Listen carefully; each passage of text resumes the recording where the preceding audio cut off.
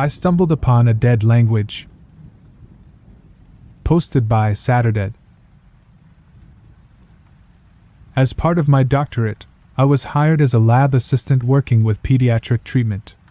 We were working on a paper measuring the exposure effect of a potential contaminant. While my colleagues were working on the measured effects on adults and the elderly, my team would work with children. The potential disruption to developing adolescence was deemed important enough to have a separate set of experiments and measurements. The study garnered unilateral attention and funding of not only one, but 4 different pharmaceutical companies, Hatchet PH being the main contributor. I was hired pretty late in the process. I wasn't even sure what the contaminant was, as it was just designated as the contaminant. Apparently it was something that resided just under the topsoil in a large residential area. To not taint our measurements, me and my colleagues were given minimum information about the symptoms to look for and what to expect. Instead, we were provided a set of experiments and willing participants. It was all fast and haphazard. Most of us started on a Monday, and Tuesday the following week was the day of our first experiment.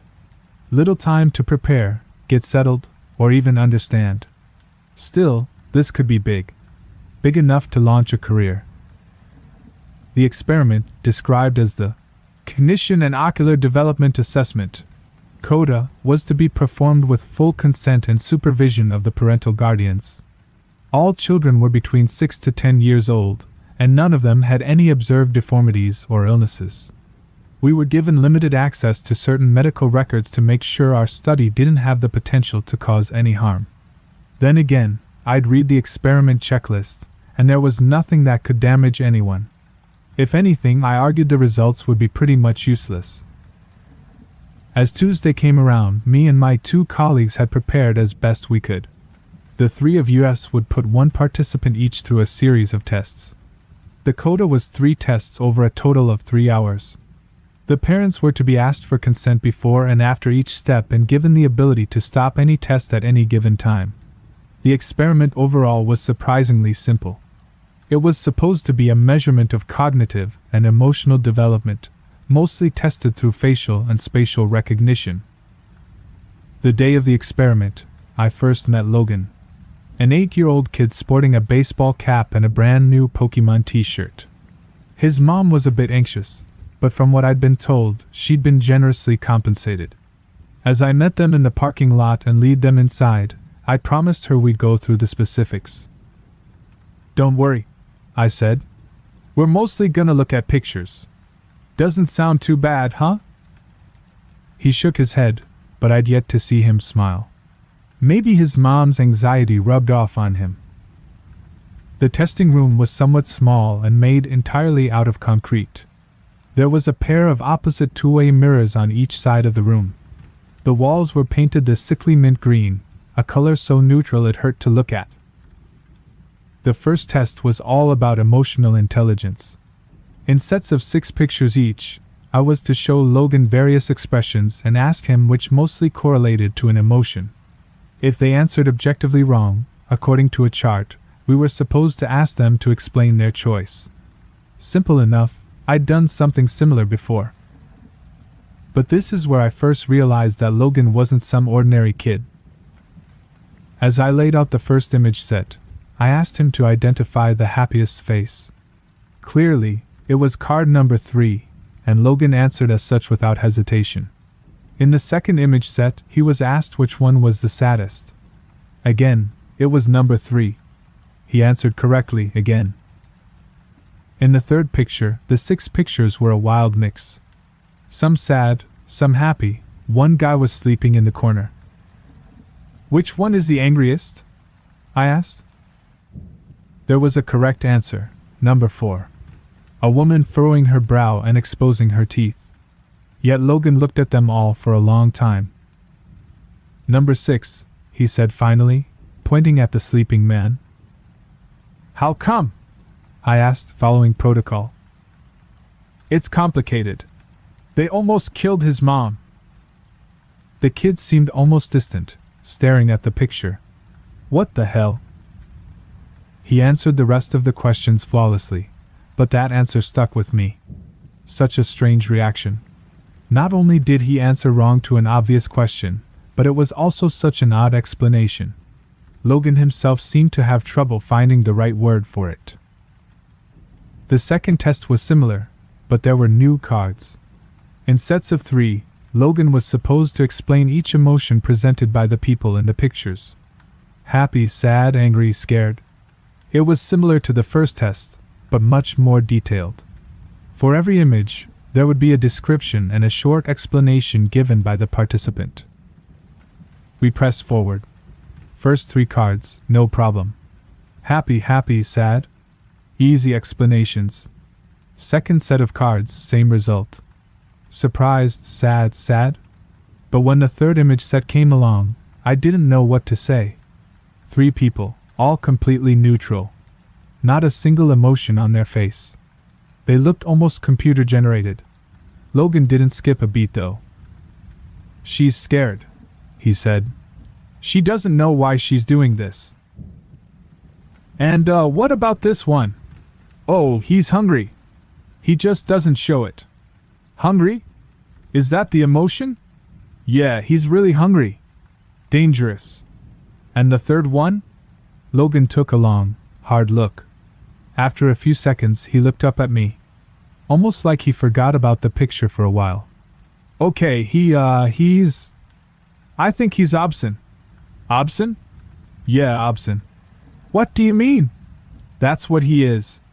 I don't know a better word for it. So why is he, Obson? He saw something he shouldn't have. We continued with several more image sets, and Logan gave mostly ordinary answers, but every now and then he'd throw in something absurd sounding. Obson was the first, but there was also ADR, Gald and Srit. The descriptions were outlandish and, frankly, nonsensical. ADR. He stared too long into the light. Gald. He didn't go swimming, but his feet are still wet. Srit. He fell between the cracks. By the time I was about to start the third experiment, I had a few moments alone with Logan's mom. Still anxious, she held her arms close to herself and didn't meet my eyes. We'll be done in a bit, I said. He's doing great. He's such an imaginative child, you know. She nodded. He makes up things all the time. You should see his drawings. Does he have any trouble at school? No, not really, no. She smiled. Well, mostly not. Some of the other kids can get a bit creeped out when he starts making things up. I checked the clock. It was time to start the final experiment. All kids have a quirk or two. I smiled back. That's what makes them kids. The final experiment was about recognizing places rather than people. One by one, I was to show Logan pictures of various places. Ordinary places like supermarkets, playgrounds, and factories. They were pretty easy to recognize. First, I'd show him the pictures. Then I'd ask him to describe the scene. Logan didn't seem to mind. The pictures themselves was easy for Logan to recognize. One by one, he explained what he saw. Factories with lots of cars parked outside. Empty playgrounds. But as we got to a park, he sort of stopped. His expression shifted. That's a graveyard, he said. I had to stop myself from correcting him. It was obviously not a graveyard. Can you describe it? I asked. I really don't want to. There's a lot of people there. What kind of people? I was going off script, but I was just too curious. Logan leaned in to look closer at the picture. There's a lot of strange colors, he said. The people who used to be there are gone. I couldn't tell what he was seeing. The picture was empty. As we finished up, Logan went to the bathroom. I got some time to talk to his mom on our own, and I brought out the picture of the park. Do you have any idea what he sees here? I asked. No, she said, shaking her head. Could be anything. It's just strange, I said. Usually kids make up stories about dragons, lasers, wizards, that kind of stuff. Not graveyards and parks. Are you calling my son strange? I lost my train of thought. As Logan came back, she grabbed him by the arm as to leave. Before they did, I caught up to them. I had to try something. "Logan," I said. "Just a moment." They stopped, and his mom gave me a tired look. "I was thinking about buying this house," I said, bringing up a photo of a place I'd been checking out a few times. "What do you think?" He just stared at me, as if he didn't understand. He took off his baseball cap and scratched his ear. "Looks dirty," he said. "A lot of row. Right there, in the dash. Come on, Logan." His mother tugged his arm, and he was almost dragged down the hall. Turning back to me one last time, he yelled back. He looked up. And then, he didn't. I didn't lie when I said I was thinking about buying that house. There was an open viewing the next day, and I decided to drop by on my lunch break. There were about 8 other people there, all couples. I kind of disappeared among them. Maybe I wasn't being considered as a serious buyer. The place was a bit too large for me after all. As the realtor ran off to speak to a pregnant couple, I stopped in the foyer. I had this strange feeling in the pit of my stomach. "Ro," I whispered to myself. "Right here." Just saying it out loud almost made me feel it. It was something so specific, so unique. It wasn't an emotion, as much as it was an experience. A story. I could imagine myself lying on the floor, looking up at the wood-brown ceiling. I could feel my back growing stiff, as if I'd been lying down for too long. I could feel my eyes growing thick, like blinking through mud. Every breath, a conscious effort. Arms unresponsive. A prayer for my heart to keep beating. Then nothing. Ro. To look up, and then to not. I had this strange understanding, like I'd seen something I wasn't supposed to. Didn't the kid have a word for that too? God, I felt sick. Everyone was gathered around the realtor in the living room. I don't know what gave me the courage to confront him, but I just blurted it out. "Did the previous owner die here?" I asked. "In the foyer?" No, they didn't," he answered. "You have to tell us if they did," one of the couples said. Another couple agreed. "Okay, yeah, I mean, no one has died here. That much is true. No one did. But yes, they were found unresponsive in the foyer." There were loud sighs.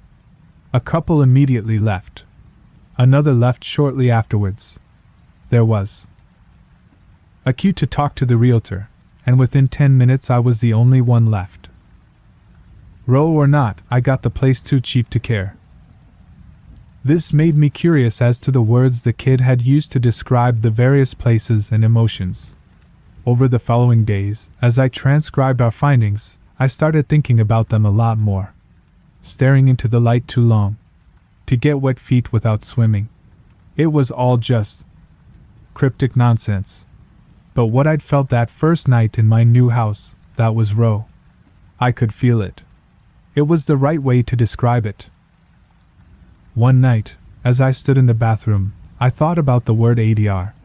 It was what Logan had used to describe staring into the light for too long. It felt fitting, but I didn't know if I'd experienced it. I tried looking up into the bathroom light and just saying it out loud, but I didn't get the same feeling as when I'd said Ro in the foyer. This wasn't it. This wasn't ADR. I sort of gave up on it after a while. But as I was watching TV, the thought came creeping back to me. There was a news segment about a patient with severe brain damage. A woman who couldn't breathe on her own, or speak. She was aware, in a sense, but completely imprisoned in her body. The segment focused on how her family was caring for her, but I just leaned in closer and looked at her. ADR, I whispered to myself. That's it. And it was. No question about it. She was ADR, from staring into the light too long. I could feel it, understand it. Over the next couple of days I started chasing gold. The word meant someone whose feet was wet, despite not swimming. It took me a while to get this one, but I finally found it in a newspaper article online. I felt galled from reading about a man who had died from an overdose down at the beach. His body had apparently choked itself, causing him to sweat to death. As he was homeless and living close to the beach, he'd been found by a couple of teenagers building a sandcastle. But that feeling of drowning on dry land, next to the ocean, that was galled. With the right word, I could feel it. I could empathize. In my mind, I could be there with him. But the final word I'd noted, srit, that was a difficult one. Over several days I looked all over the internet. I searched forums, read obscure articles ranging back to the 90s. But I just couldn't shoot blindly into the web and hope for the best. I had to find out more, get something substantial. That thought made me take a step back. What about the photos? The photos we had shown Logan in the first place. Who were the people in the photos? I checked the inventory list for the experiment. Most of the cards were just mentioned as a number and an emotion, but I noticed that some of the faces were repeated with the same actors.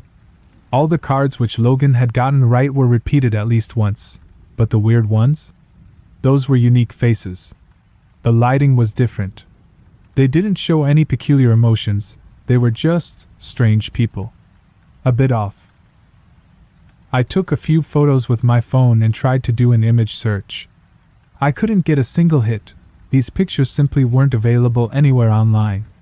The ordinary emotions displayed could be found on various stock image sites, but not the strange ones that Logan pointed out. Finally, after a few hours and dozens of pages clicked through, I did find a picture that looked like one of the models, but in a completely different setting. And this was freaking weird. The picture I found online was from a social media profile. The profile, in turn, portrayed the user page of the very same homeless man that had drowned in his own sweat from an overdose. The same one I'd read an article of. But the article was written just a few days prior, and the picture must have been taken at least weeks ago. Listen, I don't know if you can get this. What Logan did was to perfectly describe, using one of his made-up words, was exactly what was about to happen to that man. The man who galled, who overdosed on the beach. I mulled the whole thing over in my head countless times, and finally I just gave up. I had to talk to Logan again. I did the creepiest thing I've ever done. I tracked the kid down at his school. The following day, as he was about to get on the bus back home, I waved at him from across the parking lot. He was surprised to see me, and couldn't place me at first. Then I could see him recognize me, like something lit up in his mind. "Hey!" he called out. "Science man!" "Hey Logan!" I called back. "How's it been?" "Good," he said. "You're not here for more tests, are you?" He stopped a few feet ahead of me. "Actually, I'm just here to ask you about that language of yours. Those strange words you use. How do you come up with them?" "That's easy," he said. "Once you start talking it, you kinda don't stop. After a while you just feel them, you know? So where did you learn it?" I asked. "Anywhere special?"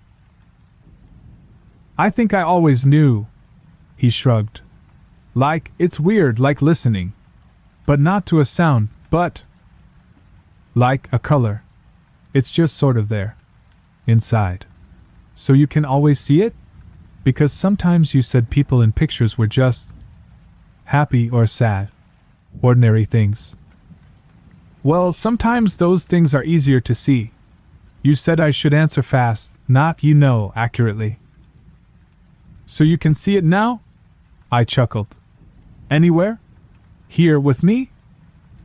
"Sure," he smiled. "Just stand still for a bit." Logan looked at me for a while. As I met his eyes, I could feel something. There was that feeling again. Obscene. To see something I shouldn't have. Right there, in that kid's eyes. He knew something. Strangely enough, it wasn't him that broke the silence. It was me. "Atho, yes," I said. I didn't know why I said it, but it took Logan by surprise. The one who shouts until they listen," he said. "That's what it means, right? I think that's me." "I don't know," I said. I'm sorry, Logan, I don't know why I said that." "Did you see it?" he asked, almost excited. Do you see it now? I want to say that I didn't. I want to say I saw nothing, but that'd be a lie. A million little words crept into my mind, and as I stared into that kid's eyes I saw something I shouldn't have. Now, it was all becoming clearer. The more words I knew, the better I understood. The word I'd looked for, srit, was a lot more complex than Logan had made it out to be with human words. It was contextual. The man had died in an earthquake. He fell between the cracks. No, he hadn't. He was going to. It was describing events destined to unfold. But it was also describing something that had happened. Was it both? Neither? I see it, I admitted. Right there, I could feel the parking lot falling away in insignificance. With a single unspoken word, we could tell each other infinite things. These mundane expressions were just the tip of the iceberg, a dumbed-down shadow of what was truly being said. The words told us of things that were, things that could be, and things that currently was. And in that moment of silence, of understanding, I heard the vibrant colors so clearly I could almost see them. They were piercing into my mind, forcing themselves into my understanding. Screaming to me that once you understand something, you can unlearn it. I forgot to breathe, as to not accidentally say something I shouldn't. You weren't talking about the picture I held up in the test. You were looking at me, I said with nothing but a shallow breath. Obson. I'm Obson. You didn't even look at the picture. He didn't have to answer. I knew it was true. It was written into the word itself that my realization would come. Then, as possibilities came rushing towards me, I could feel an enormous weight come down on me. My mind couldn't take it. My body was shutting down. As I fell to my knees screaming until my neck felt raw, the world started to fade, as my heartbeats swallowed my hearing. I have a hard time describing what happened next.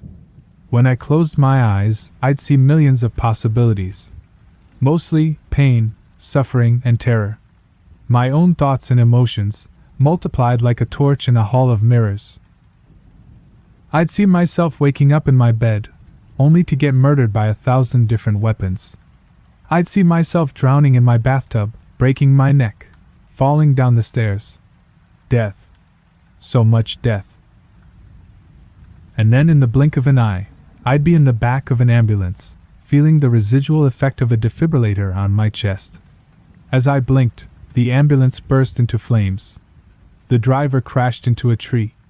Someone carving their initials into my chest with a scalpel. None of it was real, but I couldn't tell anymore. Different worlds, with nothing but a well-placed syllable. All the while, I was just spitting out seemingly random words. My eyes lost focus, and as I lost grip of reality my body shut itself down in self-defense. Thank God. This was back in January of 2019. Logan was born with this language already stored in the back of his mind, some kind of residual effect from his contamination.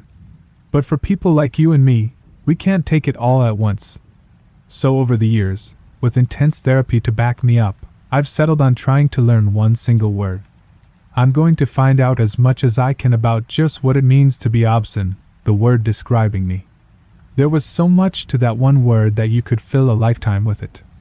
In a way, maybe that was the point. A God language meant to fit all of our very beings into simple expressions. Like compressing a folder into a zip file. But that's just the thing. To learn what it really means to be Obson, to be my word, I can't really do anything else but to live and see what happens. Not unless I want to go back to where my mind wandered off to. Still, sometimes I can feel something creeping back into my mind. Little tingles. Syllables and sounds, reminding me of all the knowledge I still have stored away somewhere in my inner madness. Little words with galactic proportions. It is so easy to slip back into that mind, just inches away from the edge of what my physical brain can hold. I sometimes wonder what all your words are. I sometimes wonder what they mean. I'll really Really try not to think about it.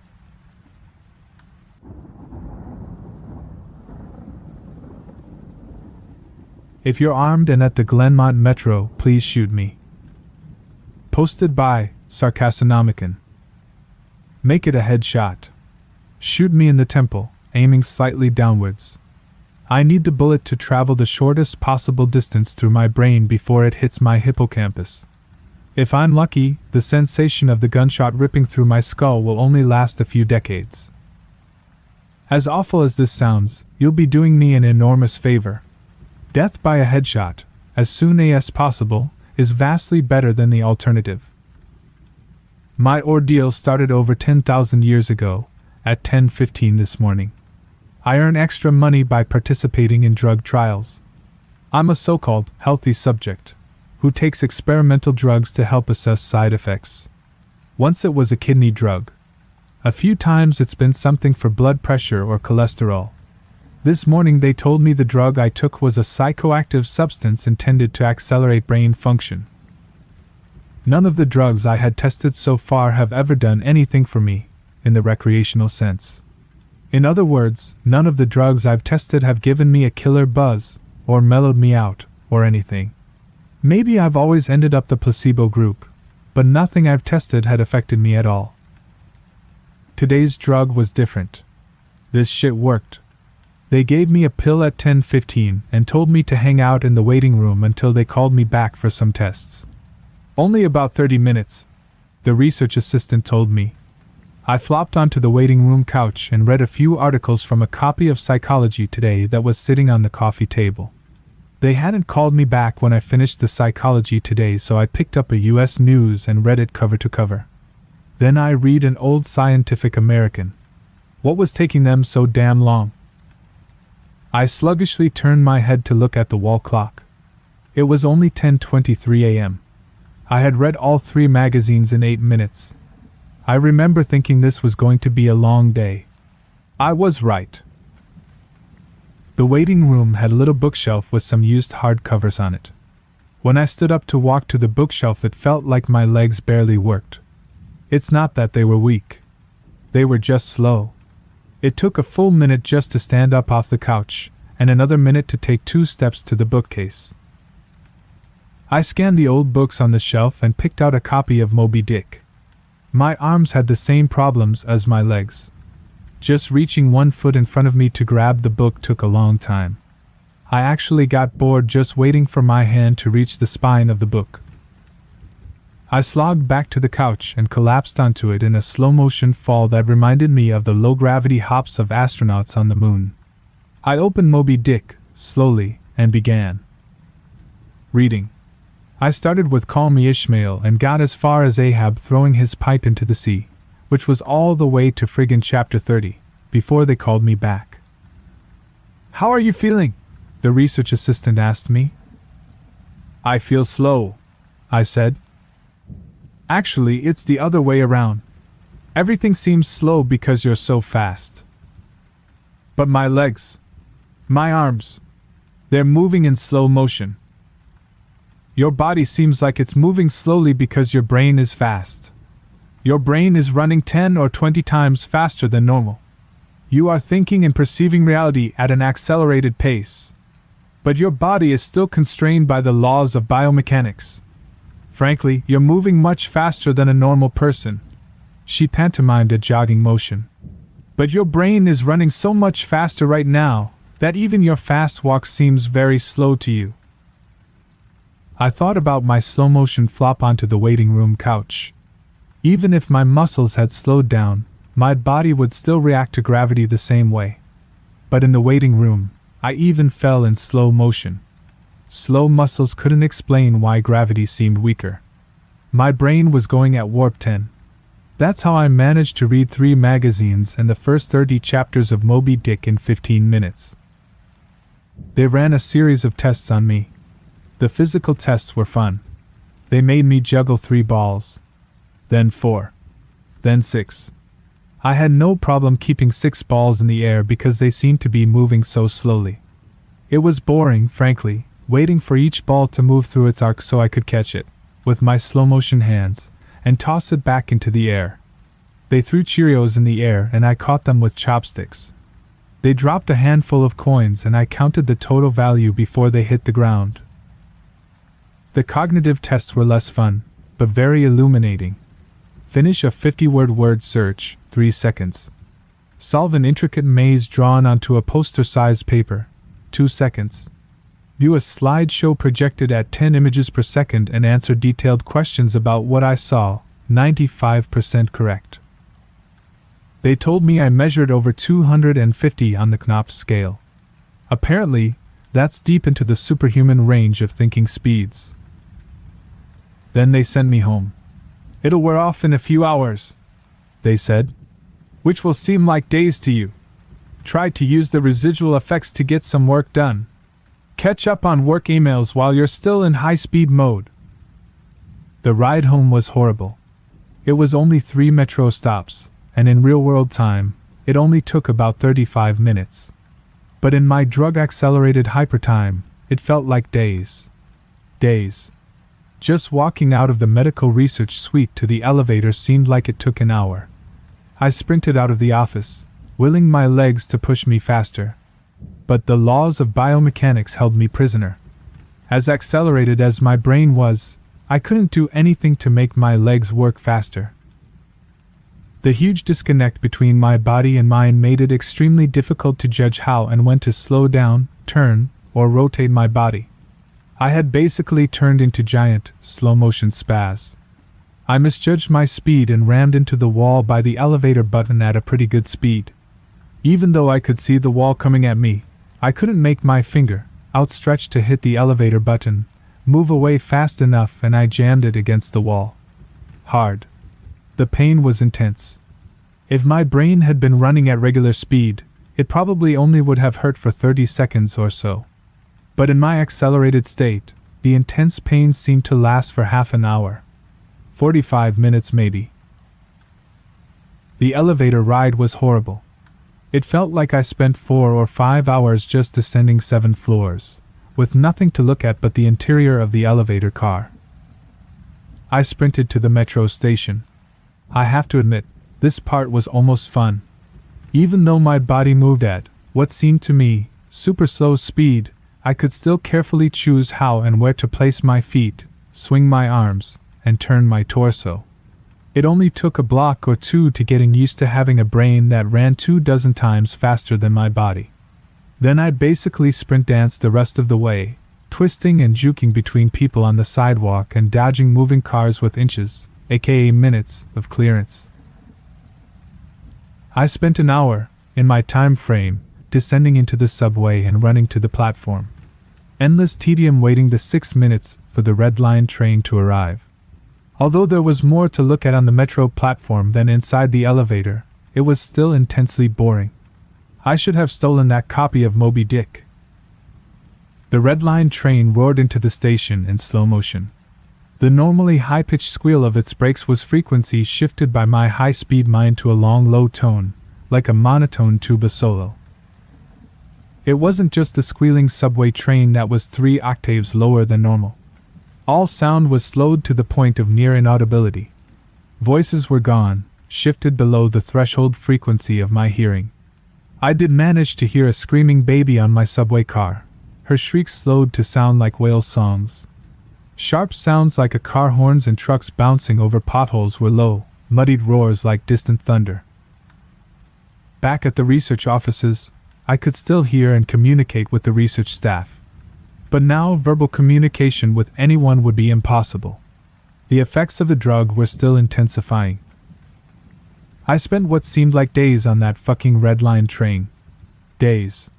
Listening to the whale song of the screaming baby and the tuba solo of the brakes. Where ordinary voices were frequency shifted out of my audio range, smells didn't seem to be affected. I never became nose-blind to the body odor, the stench of the train's brakes, and melange of farts and other smells wafting through the metro car. I finally got back to my apartment. Sprinting through my open door and into the front hall at full speed was like a slow, relaxing drift down a lazy river. I was relieved to be home. At least I had stuff I could do there. I picked up the book I was reading, 100 Years of Solitude, and finished it, despite turning the pages so quickly that I tore many of them. It seemed like most of the time I spent finishing the book was spent on page turning and not actually reading. 3 minutes had passed since I got home. I tried surfing the internet. My God, it takes a long time for computers to boot these days. But it was too frustratingly slow. Hours, seemingly, to load each new page, and a fraction of a second to read it. 100 articles in my news feed read in just 3 more minutes done. I dipped into my pile of yet-to-be-read books and finished 2 more.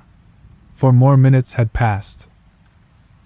I decided to try to sleep off the remaining effects of the drug.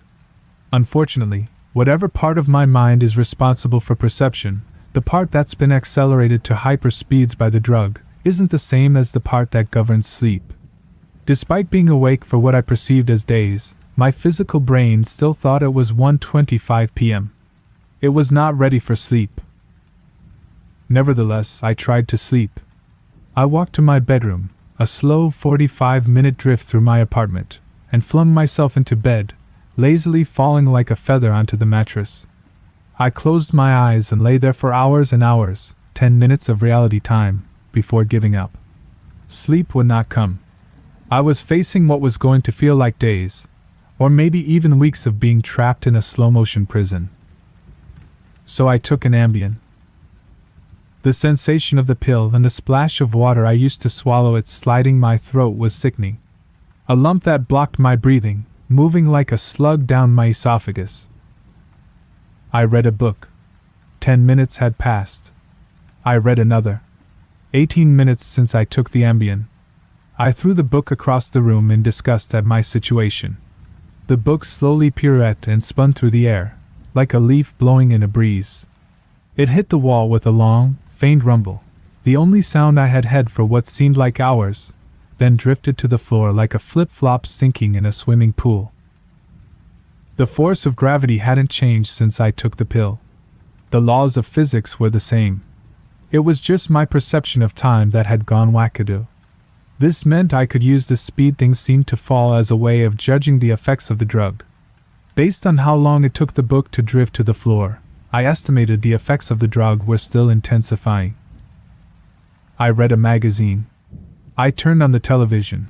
I clearly saw each frame of video like I was watching a slideshow. Frustrated, I turned the television off. I read some more. The first 2 books of Churchill's A History of the English-Speaking Peoples. Not exactly a light read. Frankly, I hated it. But given the hours of tedium it would take to go get another book off my bookshelf, just sitting on the couch and reading Churchill was better. Or at least less worse. It had now been 35 minutes since I took the Ambien. I lay down on the couch and closed my eyes. Time passed. I inhaled. An hours-long process. Time passed. I exhaled for more hours. Sleep would not come. I needed a new plan. I decided to go back to the offices where they gave me the drug. Maybe they would have something that could counteract its effects. Or at least something to knock me out until it wore off. I exited my apartment as fast as possible, taking hours in my time frame to do so. I didn't even bother locking the door. It would have taken too long. Down the stairs, it's faster than the elevator if you run, through the lobby, out the front door and onto the street. These few things felt like a long day at the office. Sprinting down the street, dancing and weaving between pedestrians with, what must have looked to them, superhuman dexterity. Down the first flight of stairs at the metro. Across the landing. Another hour. Then on to the second flight of stairs. That's when the Ambien hit me. The Ambien didn't make me sleepy. Not at all. Instead, it must have had a severe cross-reaction with the experimental drug I took this morning. I was bounding down the second flight of stairs, moving in slow motion, but still making perceptible progress. Then, wham, everything stopped. The dull roar of the street and metro noise ceased, replaced by the most perfect silence I've ever experienced. My downwards motion seemed to completely freeze. Before the ambient kicked in, my perception of time was maybe a few hundred times slower than real time. After the ambient took effect, time moved thousands of times slower. Every second seemed like days to me. Even just moving my eyes to focus on a new point was like an impossibly slow scroll across my visual field. Over the course of the afternoon, I learned how to walk, run, and jump when my mind ran hundreds of times faster than my body.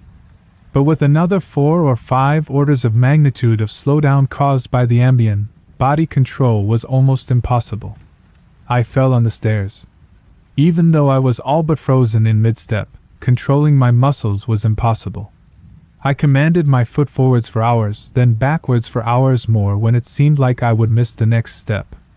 Hours attempting to adjust the angle of my ankle, then readjusting when it felt wrong. Despite these efforts, I rolled my ankle on the next step. The pain wasn't at all mitigated by the slowness. Hours of increasing strain on my bent ankle. The nerve signals that send pain into the brain must work differently than the nerves in my ear. Sonic energy was spread out over time, diluted until it was imperceptible. Pain flowed into my brain undiluted by the change in my perception of time. Hours and hours of increasing weight on my turned ankle turned into hours of increasing pain upon increasing pain. I pitched forwards, my high-speed mind completely unable to control my low-speed body. I drifted downwards for days, managing to rotate my torso enough to keep my head from impacting the ground first. I eventually landed on my right shoulder. At first the impact wasn't even noticeable. Then I felt a slight pressure in my shoulder as it came in contact with the ground. The pressure grew, bringing increasing pain, for hour upon hour. My shoulder finally gave out, popping out of its socket with an endless sickening tug. I came to a stop days later, crumpled onto the ground, staring at the ceiling. The pain in my shoulder still screaming with the intensity of a fresh, violent injury.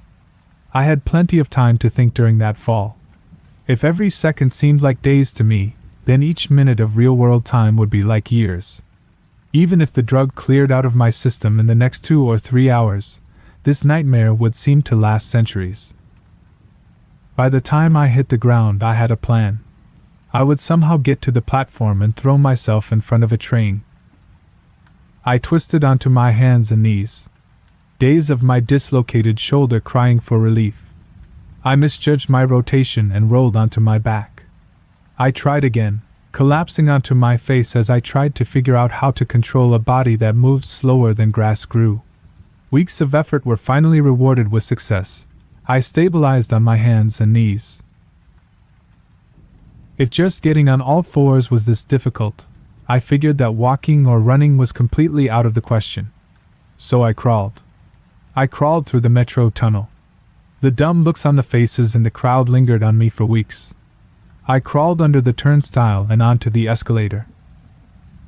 The escalator spilled the rush hour crowd onto the platform at the same speed a glacier spills ice into the sea. I looked out over the crowded platform during my interminable downward ride. The train status sign said the next train wouldn't arrive for 20 minutes. 20 minutes was like a year to me. I'd have to spend a year on the metro platform, waiting to die. I crawled off the escalator, enduring days of stupid expressions on the commuters' faces. I crawled a few feet to a concrete bench and curled up next to it, trying to find a position to lessen the pain in my shoulder. Then my problem with time got worse. Impossibly worse. The massive slowdown on the stairs was just the beginning of the interaction between the experimental drug and the ambient. It fully hit me while I was curled up by the bench. I blinked. Years of darkness followed. Sound was already gone, and with my blink, sight was gone as well. All that existed was the pain from my fall.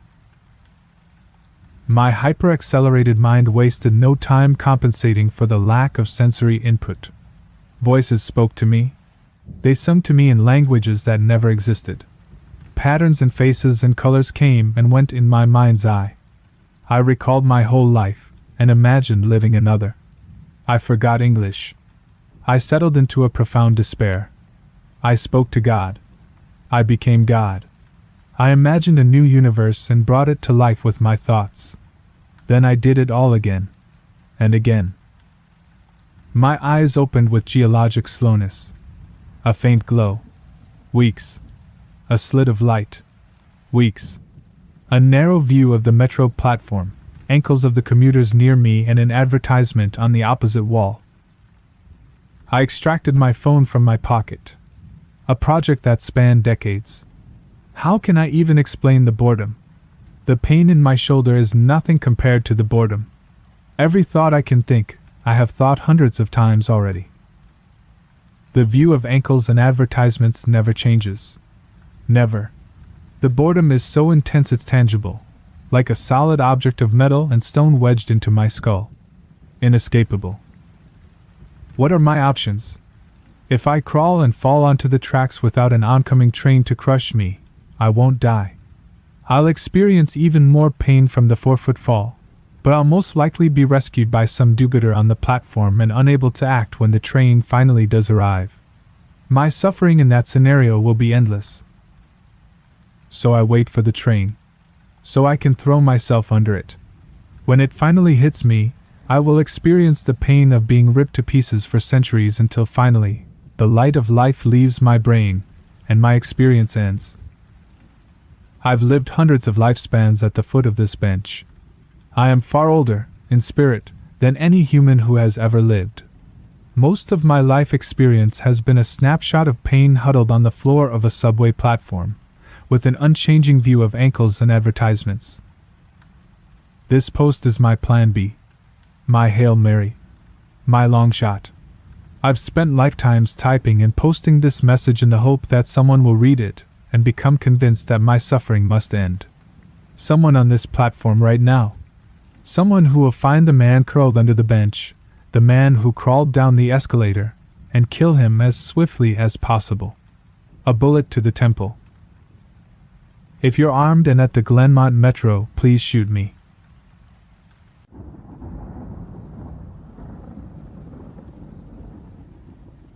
My sister discovered a universal language, but she hasn't spoken a word since 2003. My sister is a genius. When she was about 13, she made this device that honestly still blows my mind. I've spent my entire life studying physics, and I still don't know what she did, or how, which is probably for the best considering how this all played out. I don't know how she did it, but what I do know is in the summer of 2003 the laws governing matter and atomic mass didn't seem to affect her anymore. She was invisible to the human eye, and she was speaking a universal language we've never been able to identify or reproduce. Before I get into this, though, have you ever seen Firefly? Allow me to quote. I am very smart. I went to the best medic ed in Osiris, top 3% of my class, finished my internship in 8 months. Gifted is the term. So when I tell you that my little sister makes me look like an idiot child, I want you to understand my full meaning. This could have been written about me and my sisters. We come from a long line of gifted people. My father is a neurologist, my mother works for SpaceX, and my eldest sister is an artist whose work has been featured in galleries since she was 12. I'm a full-time research associate of high-energy density physics at a university I can't name without risking my career. And, like Simon Tam from Firefly before me, I don't tell you all of this to flaunt our intelligence or to make us look special. I tell you this so you can fully understand what I mean when I say Nirali made us all look like idiot children. In 2003 I was about to turn 17. My interests weren't like most teen girls, so I won't bore you with the details of what I found more entertaining than TV, books, or the mall, but more often than not I was occupied with personal research projects. The first time Nirali made herself invisible I was in the middle of a research rabbit hole. I was deep into some really heady academic articles when I heard Nirali pipe up behind me. They're wrong, you know. I groaned inwardly. We'd had the knocking talk, but she was still so bad at respecting boundaries. Nirali, what did we say about knocking? Oh, she said, and sounded genuinely surprised. I didn't think about the door. What? I frowned and spun my chair around to look at her. My room was empty. Wait, empty? I looked around briefly before rubbing my eyes, wondering when I'd slept last and already writing the conversation off as an auditory hallucination. Shaking my head, I started to turn back to my computer when I heard her giggle. All right, jerkhole. Where are you? Right here, she giggled, her voice coming from directly in front of me. What the how? Did you hide the speakers again?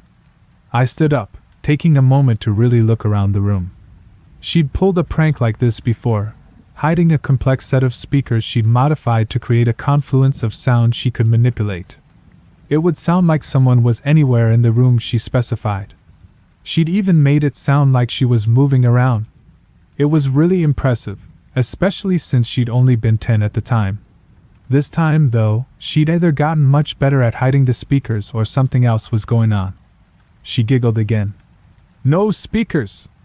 Just me! Okay, just me. But how? I folded my arms, looking in the direction of her disembodied voice. That's going to be hard to explain. That was nearly 4. You won't get it. Try me, I said, because I'm stubborn. She did though, and I didn't. I had the beginnings of a migraine chewing on my right eye by the time she was done. Almost none of it made sense.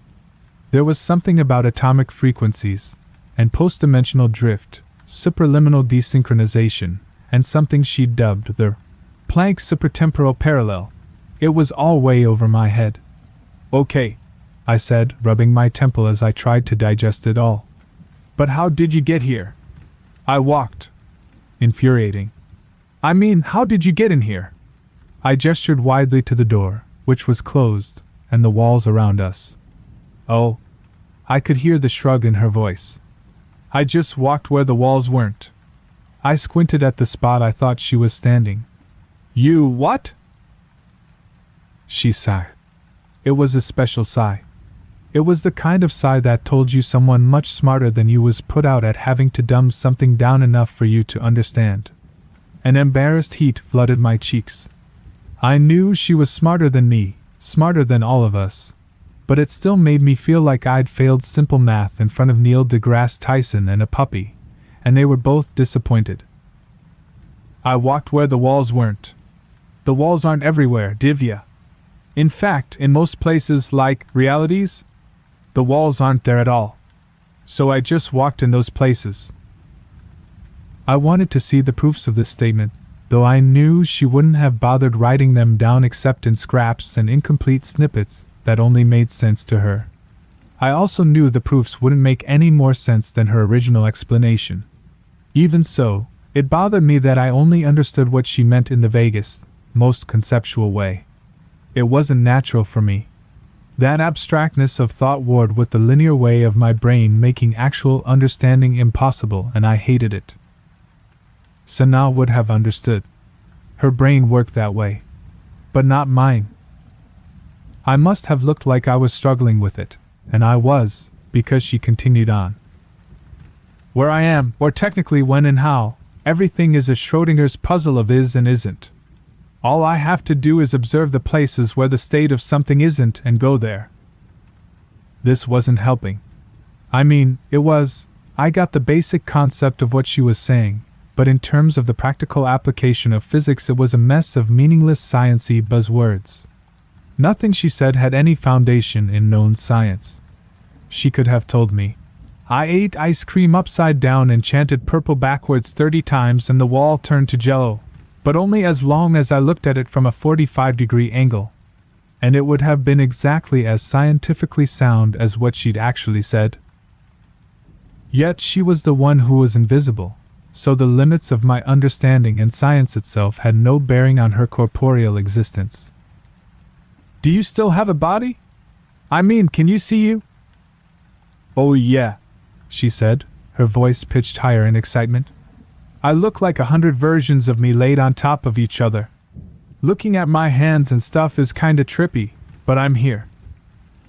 Cool. I had no idea what to do with this information. She started giggling again. What now? I can't believe you haven't noticed yet. Noticed what? I couldn't keep the flash of irritation out of my voice. It wasn't easy to accept the premise that she'd managed to trick physics into letting her pass through matter while being imperceptible to the human eye. But I'd had just about all the how much dumber than nearly are you I could take for one day. What language am I speaking? I had to blink at that and think a moment. It's English, isn't it? She giggled again. Say something, I ordered in my most authoritative big sister voice.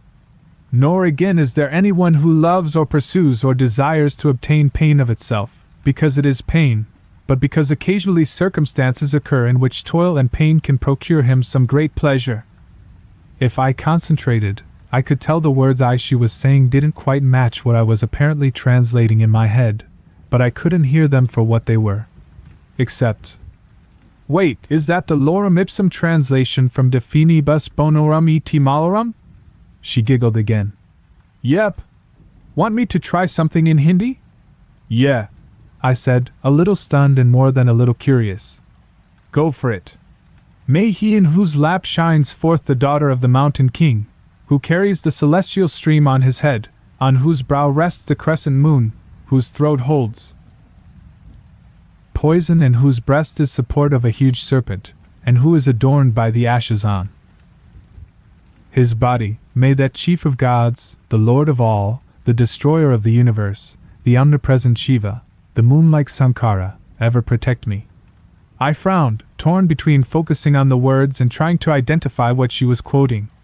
I started mouthing some of the words as my mind ran back over them, and gawped a little as recognition settled in.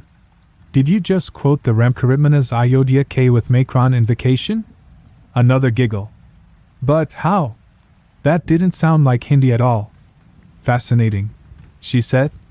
It didn't feel like Hindi when I said it, but I was thinking the Hindi words. What did it sound like to you? English, I guess. I mean, it didn't sound like anything, but I understood you in English. That's so cool. Can you actually hear something other than English? Kinda. I mean, almost. If I try, I can tell the sounds you're making don't match the meaning of the words I'm not hearing, but understanding? But the meaning overrides everything else, so I can't actually identify individual sounds or phrases. Do you think you could identify the physical linguistics if we went word by word? It may be the processing of complete phrases prevents the identification of individual phonemes. Maybe, I said, shrugging, still trapped in awe of this aspect of her discovery. We could try it. She had me run her through some general object identification to give me a chance to listen for the sounds she was making and how they differed from the words I knew, the words I was hearing, but I only ever caught the ghosts of divergent beginnings and ends. She thought this was hilarious. I thought it was magical. She started making regular trips to my room in this state, usually after lights out or when our parents were at work. I didn't blame her for sneaking. Sanaa wasn't into the science stuff, and if our parents knew what we'd been up to, we'd have been grounded for life, especially since Nirali had already been banned from experimental projects at home. The last one had required a lot of external help and several $1,000s to clean up. But someone had to try and catalog this universal lexicon, and this was the only way we had access to it. One night, as we lay awake on the floor naming objects, we tried making individual sounds before, but without the intent of meaning behind them there was no divergence. Nirali froze. I couldn't see her, of course, but something changed. She stilled to the point I worried she'd maybe phased through the floor or something and left me alone. But somehow I still felt her presence along with something sharp and alien I couldn't identify. Nirali? I whispered, cold unease settling on me like snow. Sure. It was her, but so quiet I almost missed it. I felt the urgency behind it, though, and hushed to wait in the silence with her. As the seconds ticked by, a prickling dread crawled across the room.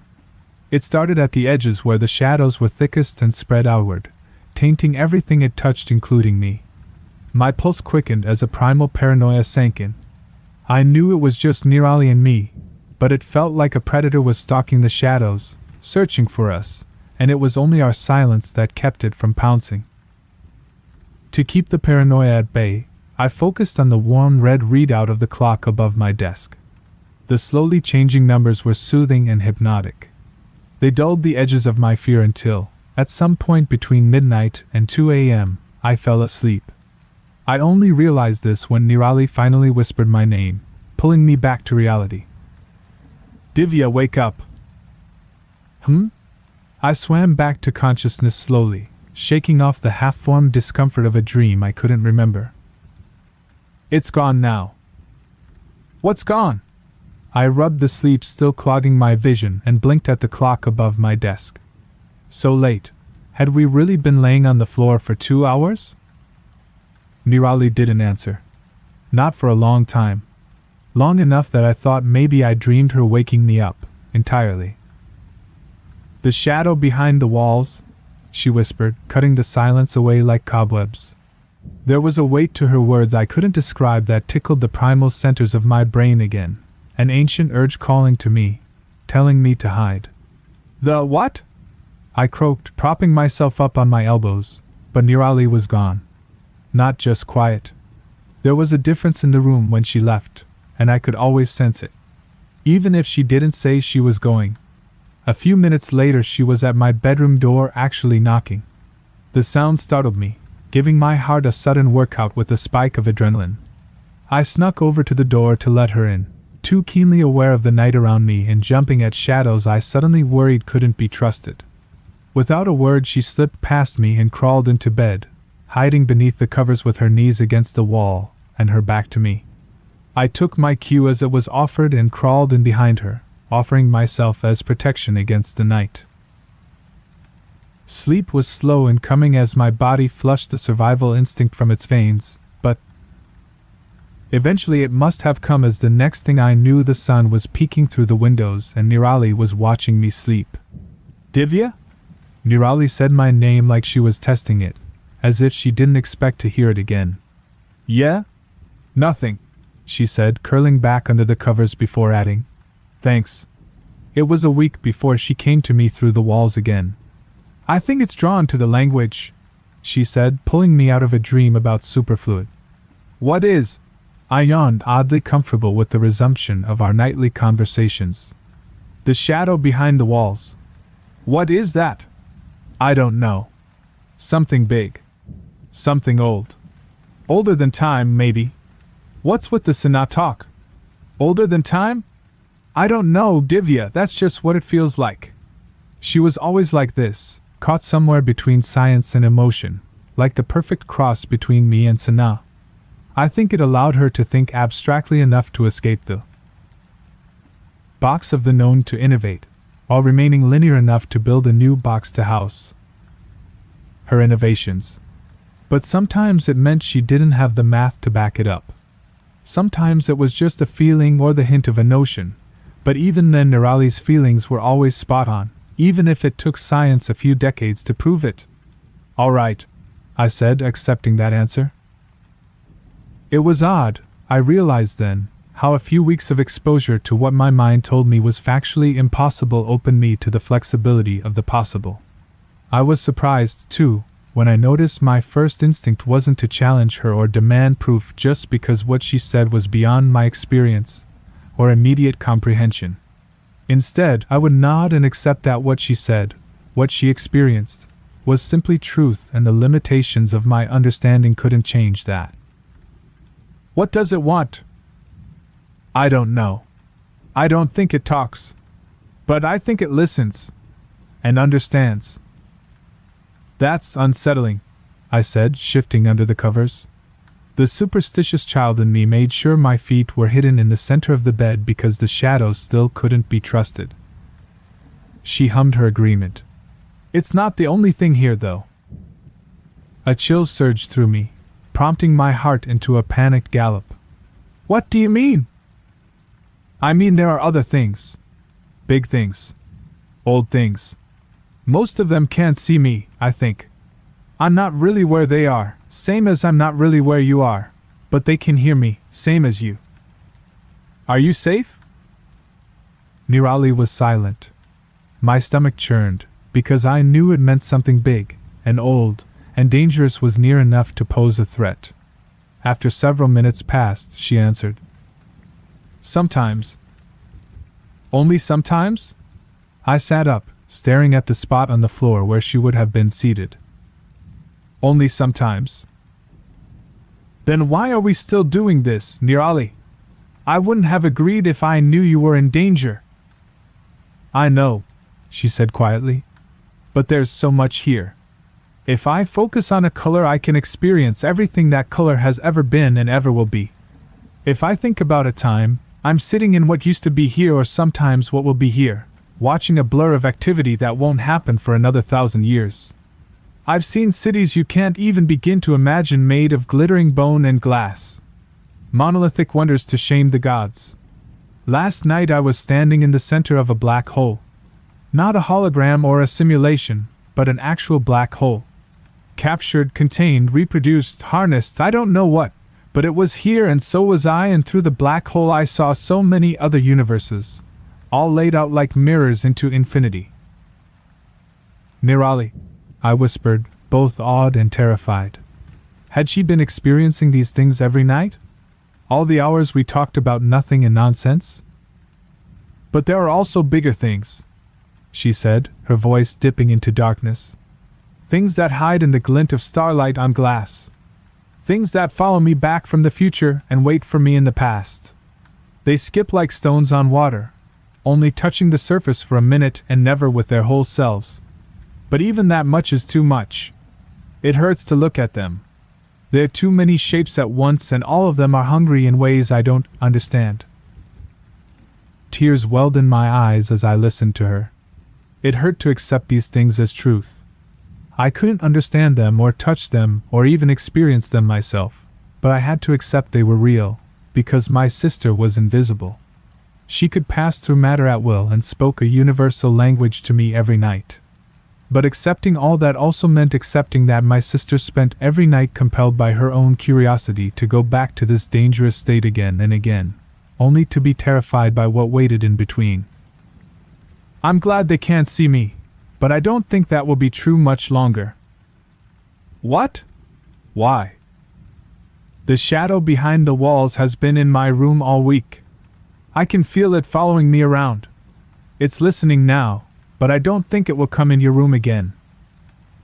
"Nay, you have to stop this." "I can't," she said, her voice thick with imminent tears. "Of course you can. Just come back and we'll destroy whatever you've been using to shift. We can fix this." "No," she said, the word wet and bent beneath an anguish no 13-year-old should have known. "You don't understand. What could possibly be worth the risk?" My heart broke in the silence that stretched between us. An eternity of pain and longing swirled between us, and one final fragile breath spoke of the tears she held back when she found her voice again. "I can't speak English anymore." I didn't understand. Like the first time she described the math to me, this statement defied understanding. "What do you mean you can't speak English anymore?" "I mean I can't speak anything but this stupid between language, Divya. I tried and tried all week, but all that comes out now is this ugly mess of gurgles and scrapes and noises I don't recognize, and I'm so scared. I'm so scared, because they can still hear me when I'm out there with you, and out there I'm not invisible. And you, and Sanaa, and Mom and Dad aren't invisible. And none of us are safe when I'm out there. And the only time I can talk right is when I'm in here." She sobbed. "When I'm here with you." My heart turned somersaults in my stomach. I let this happen. I should have stopped her the day she showed me her stupid science-shattering trick. "Nay," I whispered, and all I wanted to do was hold her until everything was right. "You have to come back. I don't know what we'll do to fix this, but you can't stay there." "I know," she said through a heavy veil of tears. "I just didn't want to lose you. To lose us. You still have me. But I won't out there. Not like this." I didn't have a good answer for her. "We'll find a way to fix it," was all I could say, and we both knew it wasn't enough. We also knew that it had to be, because we didn't have a choice. I felt her presence fade, and a few minutes later there was a quiet knock at my door. Nirali stood on the other side, shaking as silent sobs racked her narrow frame. I gathered her up, shutting the door behind her, and together we curled around each other on the floor and cried. We cried until we passed out from exhaustion and woke up long after the sun had risen. I woke to Nirali watching me again and blinked away the haze of tear-stained sleep. "Nirali?" She nodded, mute, a sadness hanging over her shoulders. "Can you?" She shook her head. "Nothing?" She glanced up, looking over me and toward the hall as someone passed by. I could tell a million thoughts were flitting through her head in that moment, most of them conflicting, but after a minute or so a stony resolution had settled in her eyes and she scooted closer, waving for me to do the same. Her mouth was almost against my ear when something unimaginably foul rattled from her lips. A shudder of revulsion rocked through me at the sound of each mangled phoneme. I've never been so disgusted and terrified in my life. I could hear her voice, but it was dripping with caustic venom, dragging over hot coals, buried in the deepest ocean and clawing at the edges of sanity with angry talons. It was wrong, and to this day it was the most vile, viscerally upsetting experience of my life. The words, this language, was never meant to be spoken by man. Science won't support me, but I know in my bones these words have power man wasn't meant to use. And yet, despite my mind rebelling from the mere sound of her voice warped around these hideous words, I still knew what she'd meant as if she'd said it in English.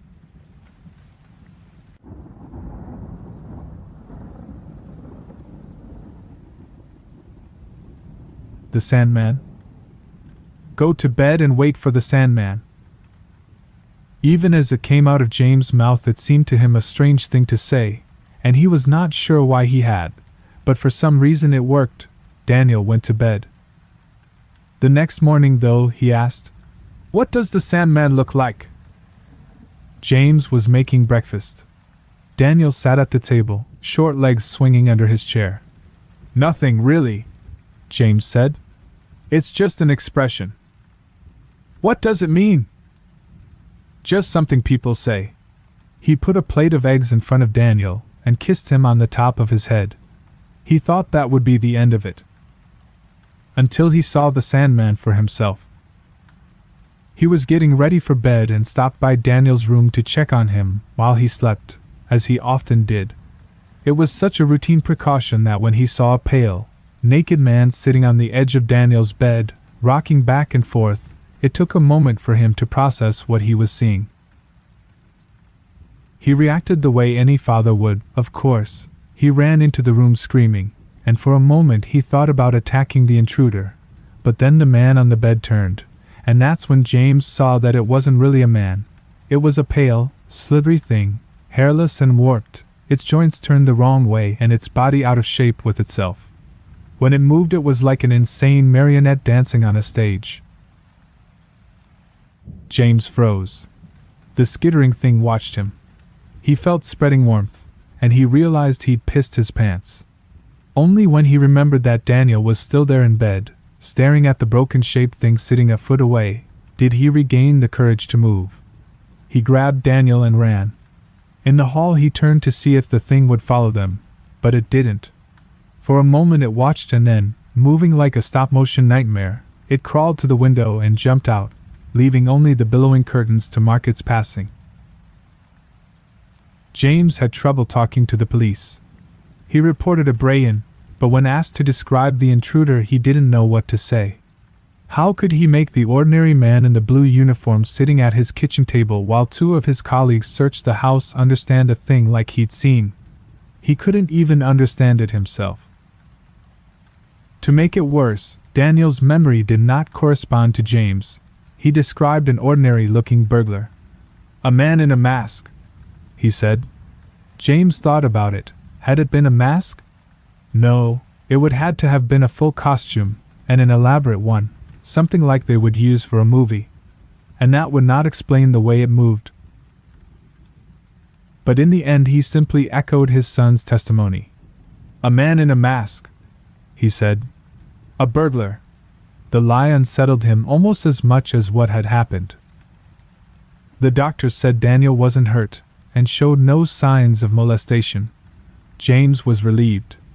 They stayed at a motel for a couple nights until they felt ready to come home, and then James had a new security system installed, along with bars on the windows.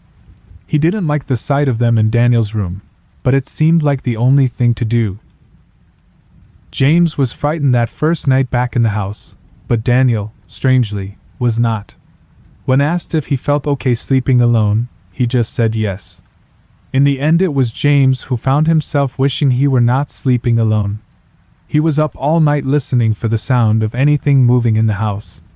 Although he had convinced himself that his memory was faulty and that it had been a normal, albeit probably deeply disturbed, man in his son's room, when he closed his eyes even for a moment he pictured bloodless skin and a twisted, inhuman face.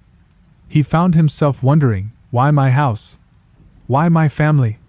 He knew, of course, that there didn't have to be a reason. But still, he wondered. 2 weeks later Daniel stopped talking. James didn't notice at first. Kids went through quiet phases sometimes. But eventually he tried to get Daniel to talk, and he wouldn't. Eventually it became clear that he couldn't. Back to the doctor they went. "Nothing wrong with him that we can see," was the diagnosis. "Was it the trauma?" James asked. "Could be," they said. "Sometimes these things come on late. Children can be a mystery even to those who know them best." They recommended a child psychologist, whom James couldn't afford. He could not, for that matter, even afford the bill they were giving him now. Nothing seemed to help. Daniel would write out answers to questions sometimes, but never more than a yes or no.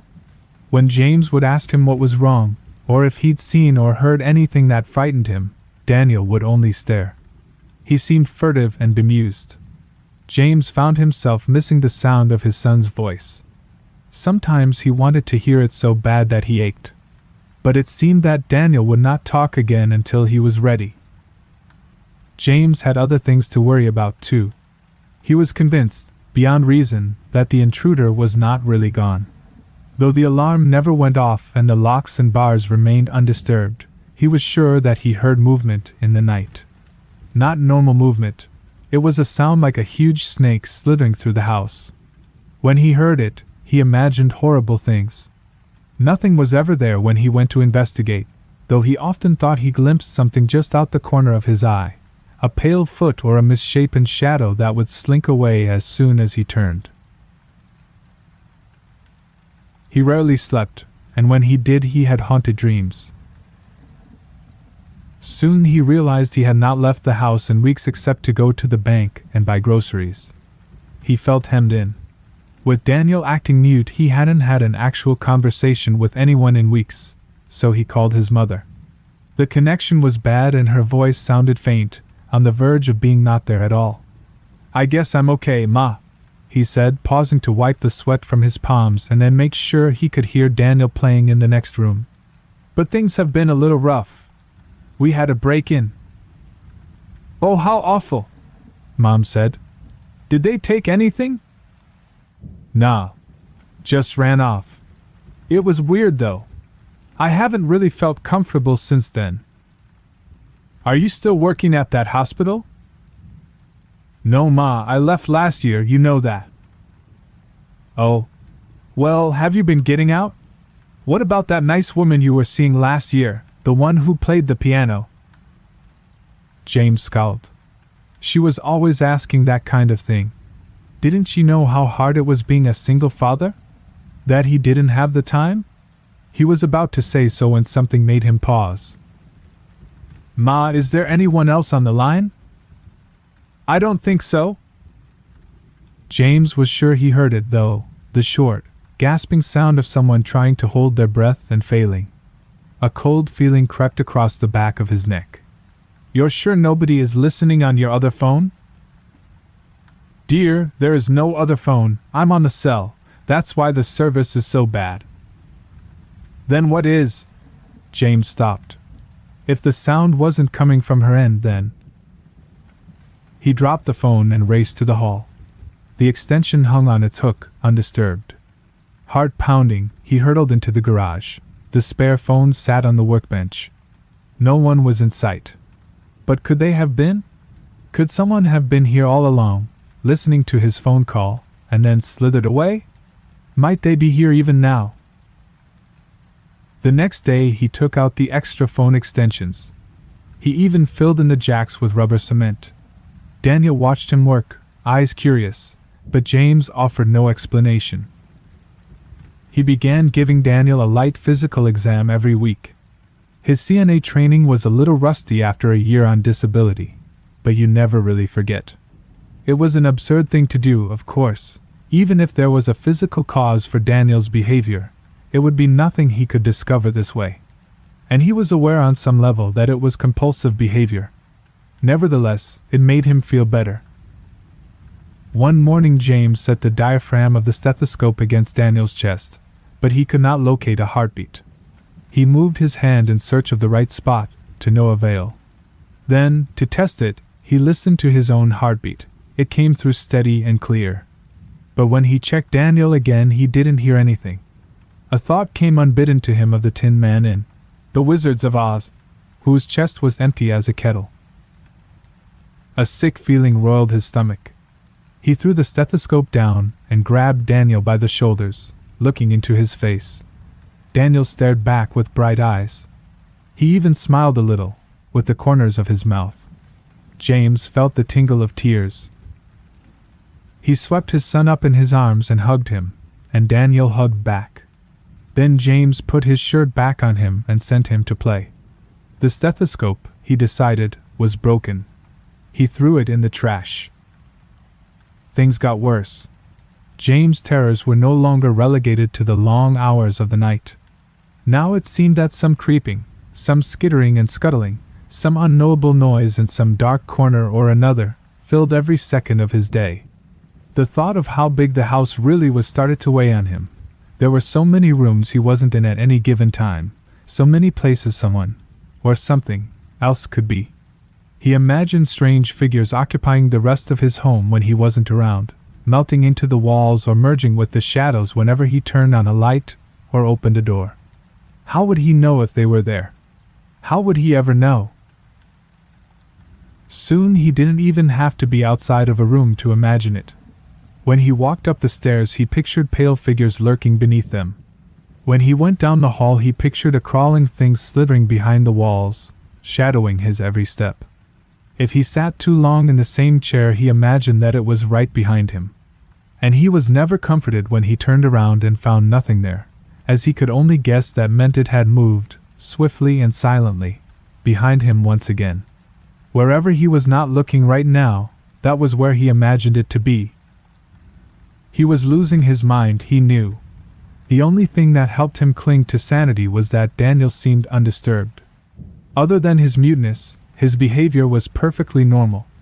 And whenever he seemed to sense that his father was troubled, he would hug him, or squeeze his hand, or even smile.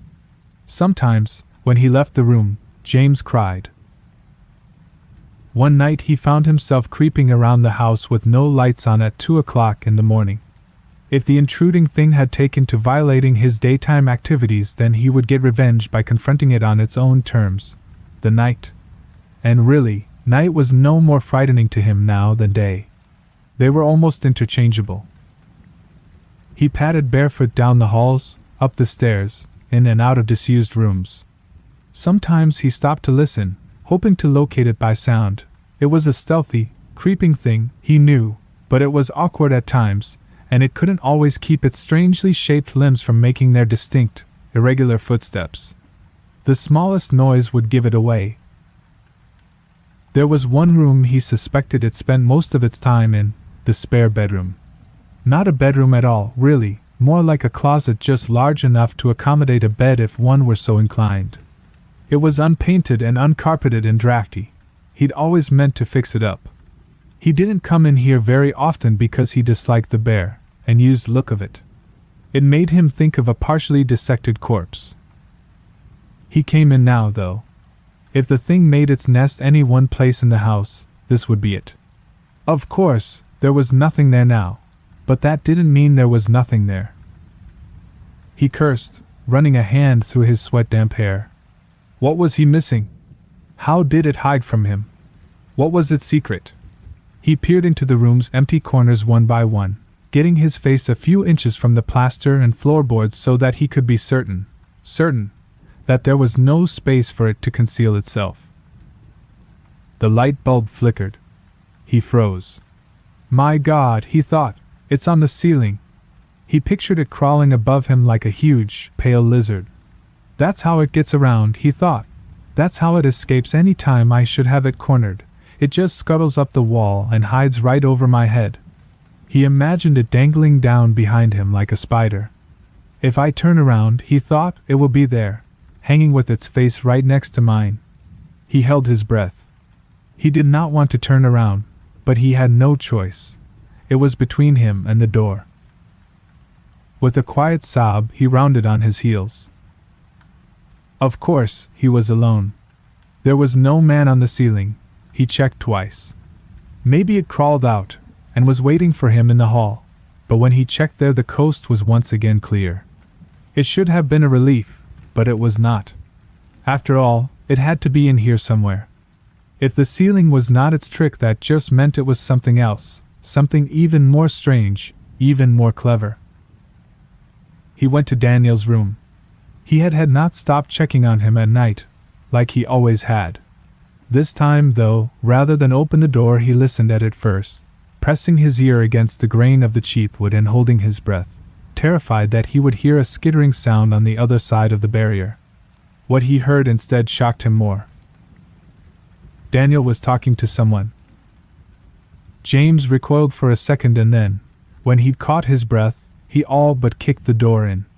Daniel was already awake, indeed, sitting up in bed, but he was not saying anything now. The light flashed on and James stalked halfway into the room before stopping, suddenly torn. What did he want more? To confirm that his son could speak again, or to find whomever he was speaking to? The creak of a door hinge settled the matter for him. He ran to the closet and threw it open. There was nothing inside, or at least, nothing that shouldn't be there. He swept aside clothes on their hangers, but nothing was hiding between them. Then he dragged the toy box out and emptied it into the floor. Nothing. He combed along the bare walls and floor and, yes, the ceiling, pushing aside every last bit of rubbish and stray knickknacks so that he could be sure, absolutely sure, that nothing was hiding. All the while Daniel watched him. After a few minutes, James was panting and covered in sweat, and the closet was bare, and there were neither intruders nor answers inside. It struck him as funny somehow, and he started to laugh, very quietly. He kicked his son's toys out of the way as he went to sit down on the bed, dazed. He became aware, all at once, of several things, first being that he had not slept in days and was nowhere near his right mind. The second was how close he'd come to really losing it for good. Tomorrow, he decided, they would both sleep until the afternoon, and when they did wake up, he and Daniel would get out of this creaky old house. No more staying cooped up like prisoners, and no more checkups, and no more dreams about monsters. He would even take the bars off the windows. It was time to get back to living like real people again. It was time to. James saw it when he brushed a hand through Daniel's hair. He pulled Daniel, a little too roughly, closer. His son acquiesced to the examination without fidgeting or complaint as James pawed the side of his head, hoping that what he was seeing would somehow stop being apparent. He stared and stared until he ached from not blinking, but there was no denying what was right in front of his eyes. Daniel was missing an ear. No, he realized with mounting nausea, both ears. There was no injury, no incision, no mark where they should have been, simply smooth, blank flesh. As blank as Daniel's quiet, unperturbed demeanor. James swept him up in his arms and ran into the hall. He was not sure where he was going or what he meant to do when he got there. He just knew that there was now nothing more important than getting his son out of that house. But their path was cut off. A naked man sat in the hallway with his back to them.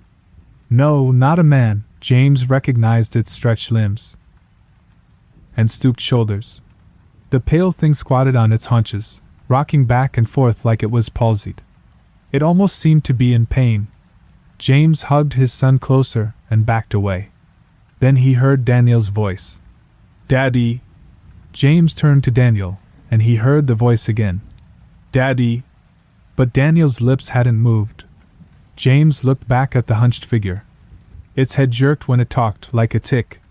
"Hello? Daddy." James' mouth went dry. It took several tries before he could speak. "Don't call me that. It is this voice's name for you. Go away. Leave my family alone." "But I am your family."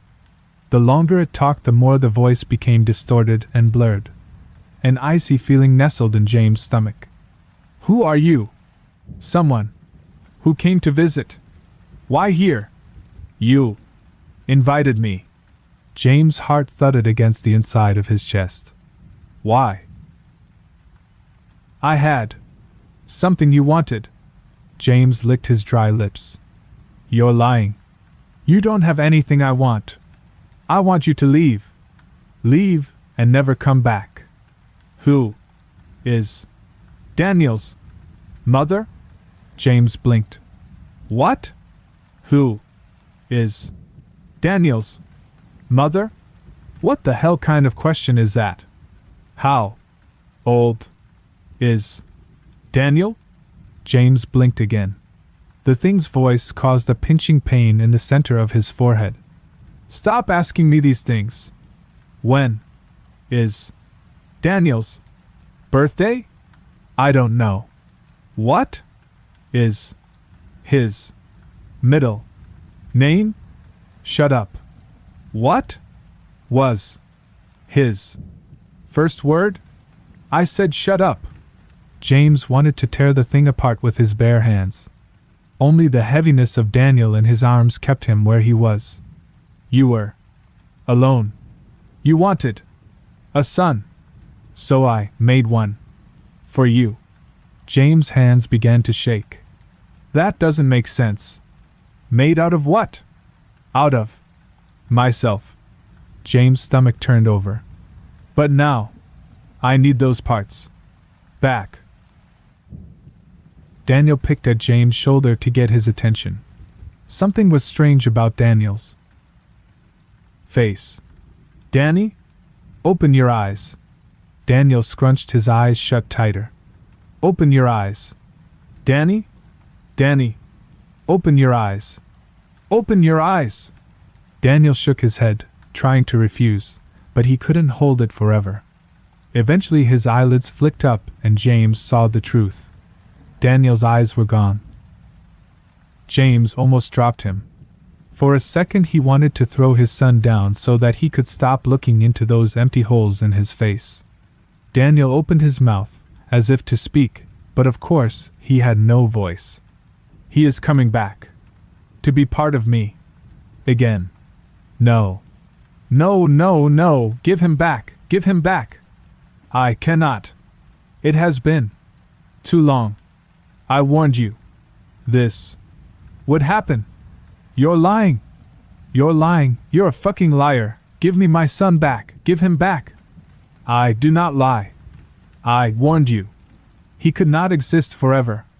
But you do not remember. You can only remember what I want you to. You forget all the times we have talked." Daniel felt like a doll or an empty bag. His hair was falling out, disappearing before it touched the ground. His hands vanished into his sleeves, and his feet rolled up inside his pants cuffs. James cradled the tiny, shapeless thing. Tears streamed down his face. Soon he held a pile of empty clothes, and then those too were gone. He looked around the house. Toys disappeared, photos vanished from their frames. Daniel's little shoes were no longer by the door. James turned toward Daniel's room and confronted a wall where the door should be. He groped the blank surface, fingertips scrambling. He hit his head against the wall. The pain didn't feel real. Why did you do this? It was what you wanted. And I learned so much. This is impossible. People will ask, people will wonder, the police, the hospitals, the people in the neighborhood. They have already forgotten him. They only remembered what I wanted them to. Like you? James pressed his hands to his aching skull. Will I at least remember him after this? You can try. But your mind will fail you. Now that everything he was is part of me. Again. James sat on the floor, looking at the blank wall. Out the corner of his eye he saw the thing creep toward him and even felt its wet hand on his shoulder. But he did not look at it. If I won't remember any of this, he said, then why tell me? Because a father should know. And then James was alone. Abigail worried about James sometimes. When they met a year ago, he said that he'd never been married and he never had kids. But there was a certain pained expression he assumed when he said the last part. Abigail knew that look. She'd met parents who lost children before. You learned to recognize it. And there were other things about him that worried her too. Sometimes she would find him staring at a particular spot on the wall, brow furrowed in concentration. He did not seem to realize he was doing it. And of course there was the insomnia, and the sleepwalking to consider too. Yes, there was lots to worry about. But she loved him all the same. James still said he'd never had kids, and neither had she. She'd long wanted one, but it was impossible, and she worried that James wouldn't stay with a woman who couldn't be a mother, though he constantly assured her that it was not so. There were times, and more often of late they were the nights when James took to sleepwalking, and even Abigail imagined that she heard strange, scuttling noises in the house and saw impossible shapes in dark corners, when she thought she would do anything, absolutely anything, if it meant having a little daughter for she and James to raise. And at those moments, she became truly afraid. But she never knew why.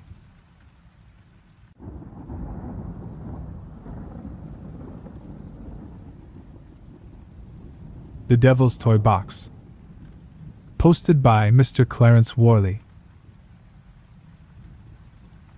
The Devil's Toy Box is an urban legend that savvier horror fans will recognize as the inspiration for the infamous lament configuration from Clive Barker's seminal Hellraiser series. Though in reality the titular box is not a toy at all but rather a small room where the floor, the ceiling, and the walls are each composed of one giant mirror. According to the legend, if you stood inside this mirror room alone for too long, supposedly the devil would show up and steal your soul. In most versions of this story, he did so by flaying you alive.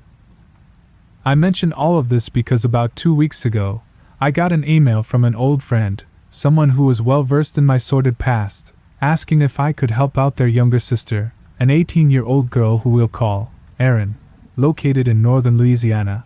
The specific parish where Erin lived shall go unnamed for reasons that will soon become obvious. Like pretty much everywhere else, the place where Erin grew up had its own annual haunted house attraction that went up every October. The attraction was called Farmer Graves' Haunted Orchard, and in years past, it had been every bit as thrilling as that name suggested, which is to say not very. So for the previous Halloween, the owners decided to spice things up by building several new interactive installations which included a windowless shack called the Devil's Toy Box. This shack housed a small room composed of large wall-sized mirrors. That's how Erin heard it described anyway. She had never been inside the toy box herself.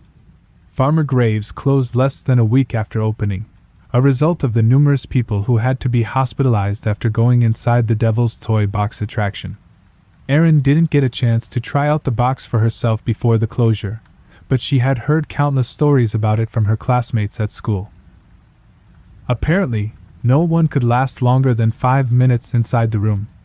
There was even a large timer set up beside the building that showed the current occupant's length of stay under a second clock displaying the longest recorded time up to that point, which maxed out at just over 4 minutes before the attraction finally closed. The man who managed to last that long Roger Heltz, age 52, father of 3, had been reduced to a wide-eyed mute. To this day, he still hasn't said a word. One woman suffered a heart attack after just 90 seconds inside the box. A 17-year-old boy had to be dragged out, kicking and screaming. The boy was from a nearby parish and hadn't gone to Erin's school, though her friend Celeste claimed her parents were friends with the boy's mom. They went to his funeral when he killed himself 2 weeks later. Whatever the truth of the matter, town officials were quick to act in getting Farmer Graves shut down.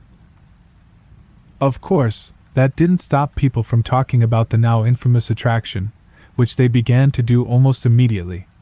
For the next month or so, it seemed like the toy box was the only thing on anyone's mind.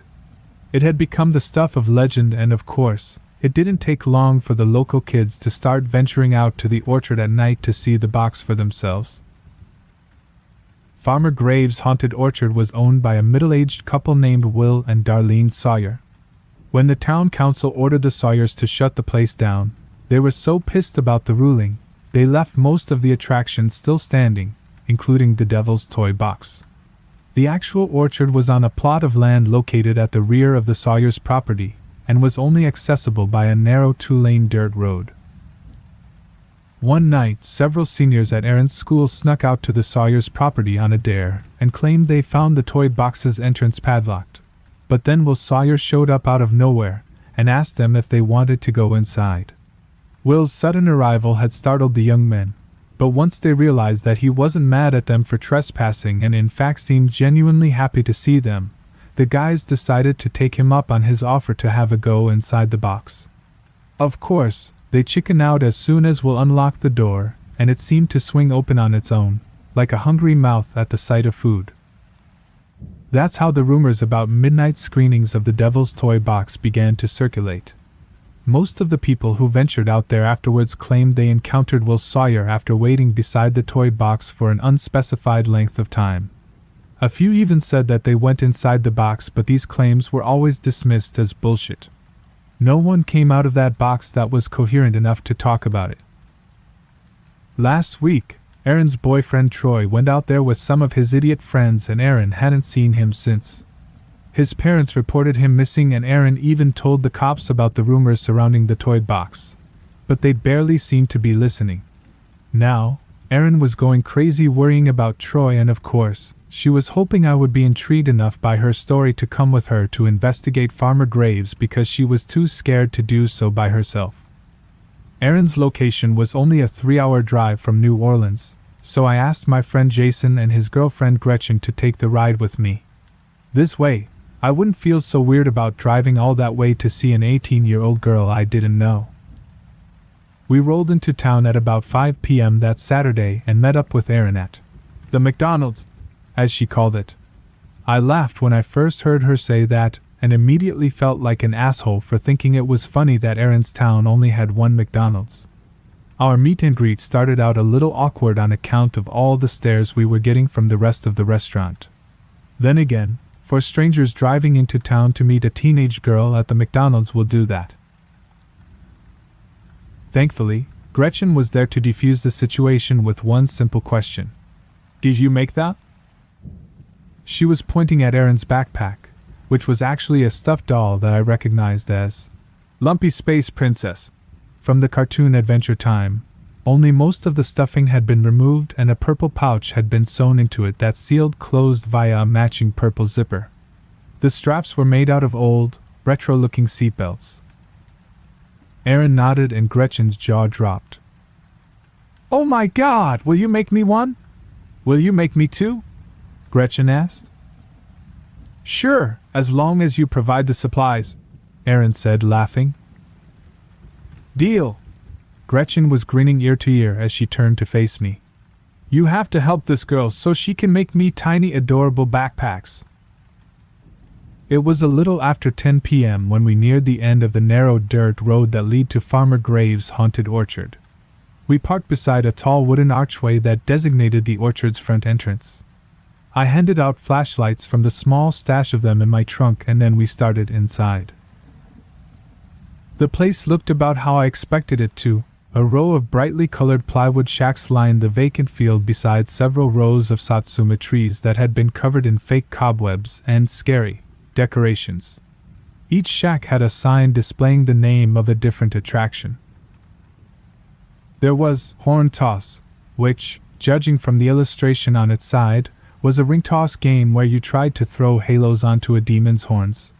Werewolf Bowling, which was anyone's guess, and my personal favorite, The Exorcist, which was a mounted squirt gun game that had several wood cutouts of Linda Blair's face as its targets. Cartoon water tanks were painted below each of the mounted squirt guns that were labeled Holy Water. The Devil's Toy Box was the last shack in the row. It was painted a bright fire engine red, and the door, which made up one entire wall of the small structure, was padlocked shut.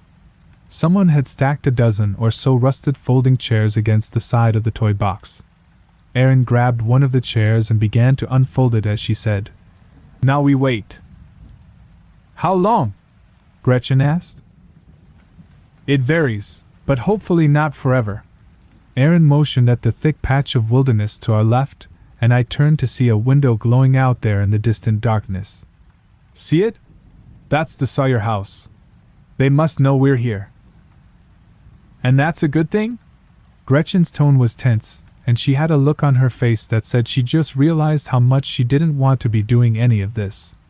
Before Erin or I could answer, she turned to Jason and asked, "Baby, will you walk me back to the car?" Jason gave her an irritated look.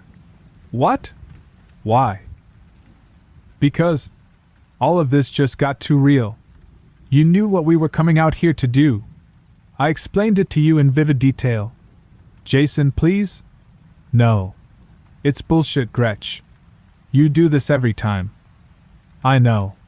This is the fucking Avengers sneak preview all over again. I miss everything cool. I'm sorry." She batted her eyes as she gave Jason an adorable frown Gretchen had honed over many years of getting her way. Jason let out an exasperated sigh, and I handed him the keys to the car. "I'll be right back," Jason muttered. I pulled out a chair and took a seat next to Erin as we watched the beams from Jason and Gretchen's flashlights shrink off into the darkness. A thought came to me just then, as if this didn't already resemble an episode of Scooby-Doo, "Now we're splitting up." That's just asking for it. As soon as the words crossed my mind, we heard the crunch of approaching footsteps. Erin and I stood in unison and exchanged a panicked glance before turning to face the forest bordering the orchard. A middle-aged man with long, scraggly hair emerged out of the darkness and into range of our flashlights. He was holding an electric lantern and wearing an open bathrobe over a dirty white undershirt and sweatpants. Will Sawyer was basically Vincent Price if he had starred in The Big Lebowski. He smiled and gave us a thumbs up as he said, "You here for the box?" "Sort of," Erin responded, and Will gave her a look like he had no idea what that could possibly mean. "Have you seen this guy?" I held up the photo of Troy that Erin had texted to my phone as Will started to approach us. He squinted at the picture. "Maybe," he said. "When was that?" "A few weeks ago. He was the one that went in the box. Most won't go inside anymore. Lasted almost 3 minutes. Then he ran off, screaming." Erin let out a sharp gasp. "Ran off? Ran off where?" Will pointed a thumb back at the dark patch of wilderness behind him and replied, "Into the fucking woods. Where do you think? I opened that door and he came shooting out, dick. Flappin' naked from the waist down. Had his boxers on his head and his pants wrapped around his neck like a scarf. It was honestly pretty funny." Erin covered her mouth with her hand as her eyes began to well with tears. Will grinned and said, "You want to see inside?" "We aren't here for the box," I said, stepping in front of Erin and glaring at Will. "But it's so breathtaking," the man said as he gestured toward the toy box's wide door, which slowly swung open. The interior was shrouded in darkness, but I could still see something vaguely human-shaped moving around inside the box. "Yeah, fuck that. Run!" I grabbed Erin by the arm and pulled her along with me as I sprinted away from the toy box. I could hear something chasing after us as we ran back toward the orchard's entrance, and I say, something, because it certainly didn't sound like a person. What I heard weren't footsteps, but rather one long scraping sound, accompanied by a wet breathing that reminded me of a panting dog. Thankfully, Jason heard me screaming just as he and Gretchen reached my car. They turned to spot me and Aaron running towards them with identical expressions of pants-shooting terror. Jason must have caught a glimpse of the thing chasing after us too, because his own face went pale. He quickly unlocked my car and threw himself behind the wheel, screaming for Gretchen to get in. She hurried into the passenger seat, and the moment she buckled her seatbelt, he started the engine and accelerated toward us, closing the gap in a matter of moments. Jason slammed on the brakes as he neared, and the car screeched to a halt inches away from us. I went to open the back passenger door, but it was locked. So was Aaron's side. I banged my fist on the window and pointed down at the locking mechanism. Jason mouthed, "OSHIT." He turned and scanned the door controls on the driver's side, looking for the master switch. The scraping sound was growing closer, but I refused to look back and banged on the window once more. A frustrated Jason finally leaned into the back seat and unlocked the door manually, but by then, it already had me. I can remember something dragging me back through the woods. I wasn't aware of much else, beyond the vague impression that I had been stung by an insect with some kind of paralytic venom.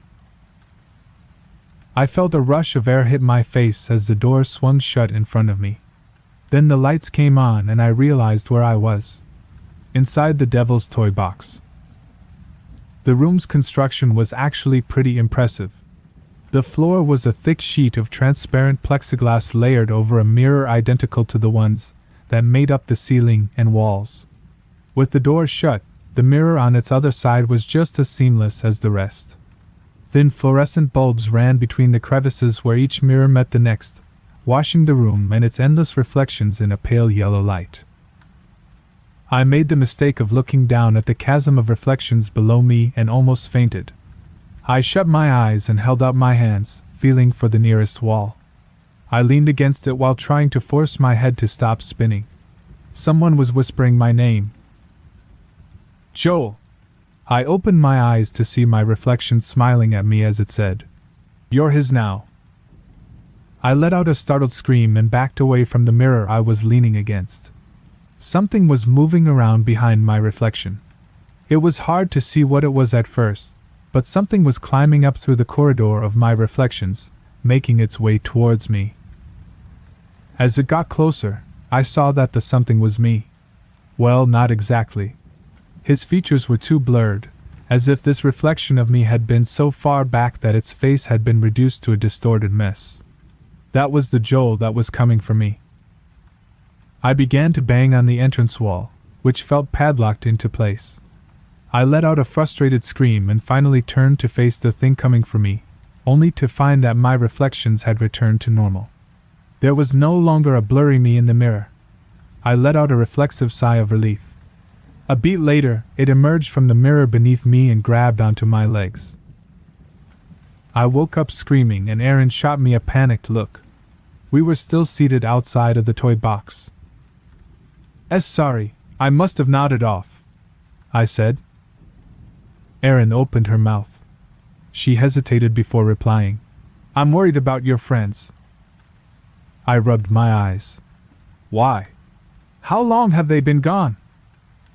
"A while. Almost 30 minutes. I pulled out my phone to check the time, confirming what Erin had said, and I sighed. "Guess we should go check on them."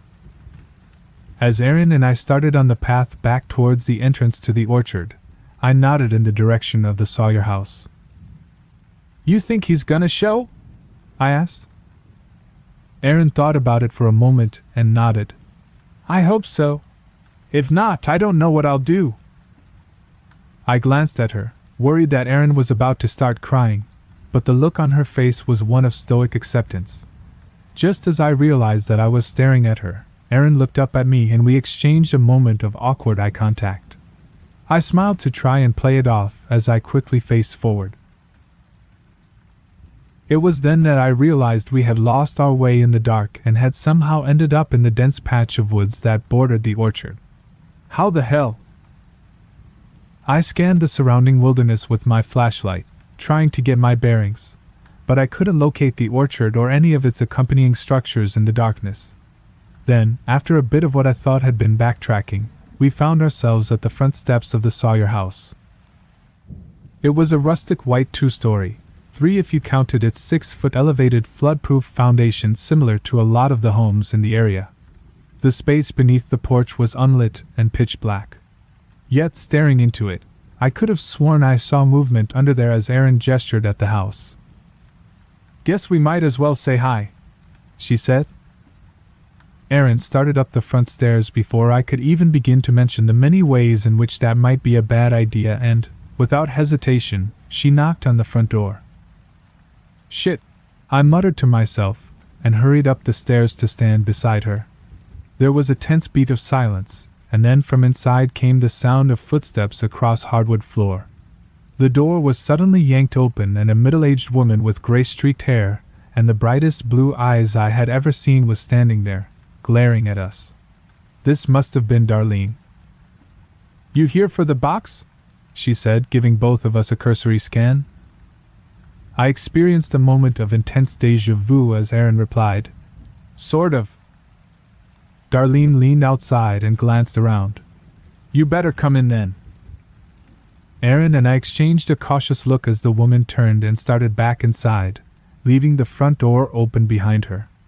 Erin responded with a shrug that said "fuck it," and then entered the house. As I followed her in and shut the door, I heard something rustling in the bushes outside. "Lock it, please. There's shit all in these woods," Darlene said. The rustling sound grew louder as I turned the deadbolt, and it slid home with an ominous thunk.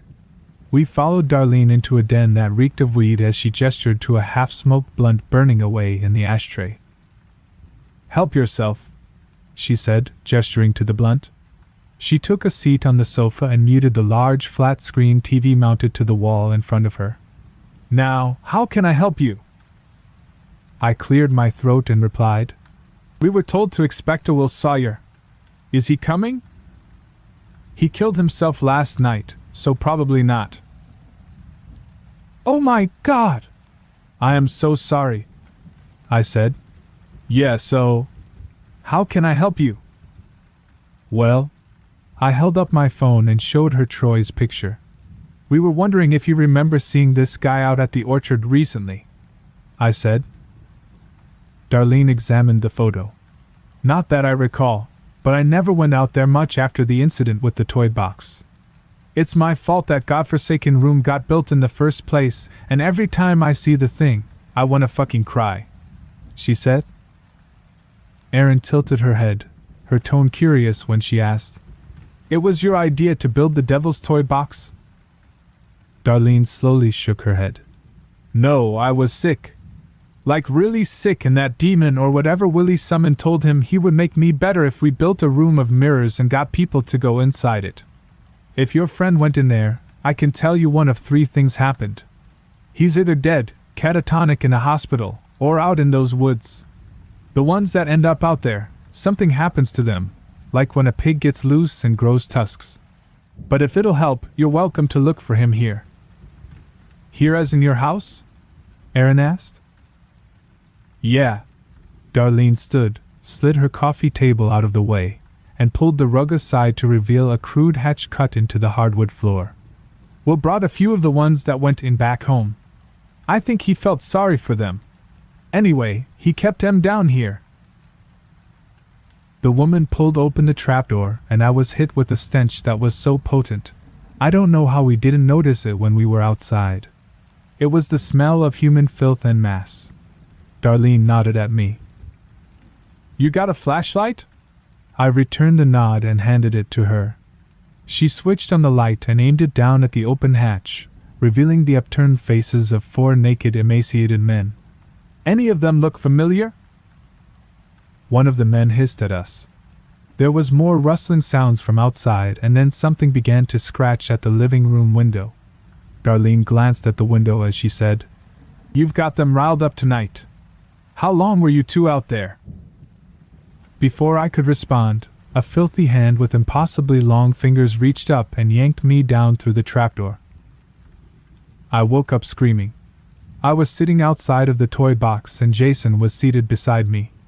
He gave me a sideways look and said, "You okay?" "Yeah. Bad dream.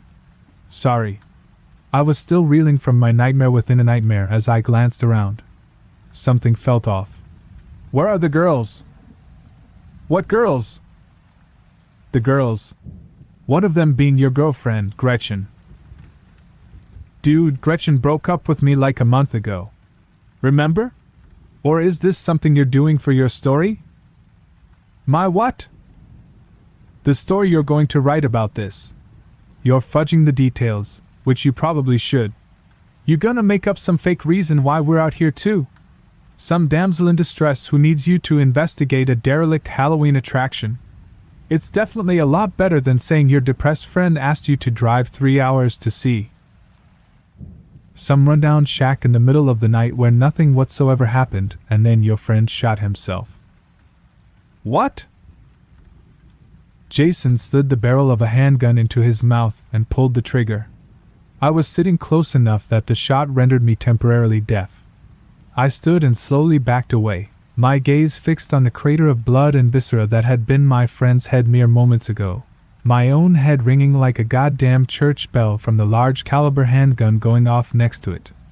Still, I couldn't look away. Finally, I forced myself to turn and watch where I was going so that I could hurry up and get the fuck out of there.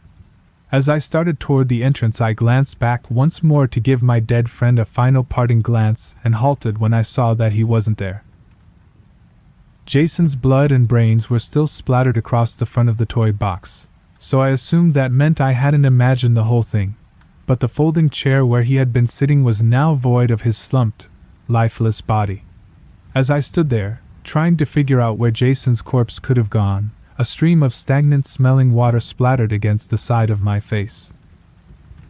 I turned to see Jason's, mostly, headless body draped over one of the Exorcist game's mounted water guns. I'm not exactly proud to admit this, but I froze when I saw him, thinking that Jason had gone full-on undead zombie. Though, after almost a minute of me standing there waiting for him to make the next move, I finally realized that wasn't going to happen.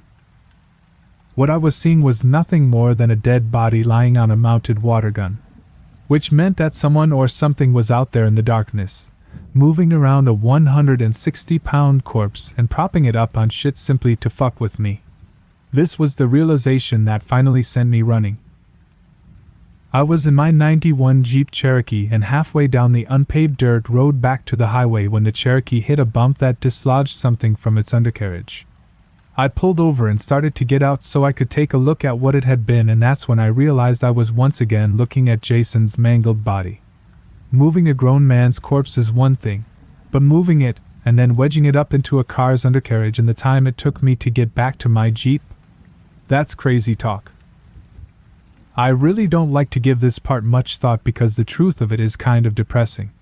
Real-life Jason had been really depressed about the breakup with Gretchen, and I guess I should have seen it coming, but I didn't. And so I went back home and started to write it all down, just as Jason knew I would.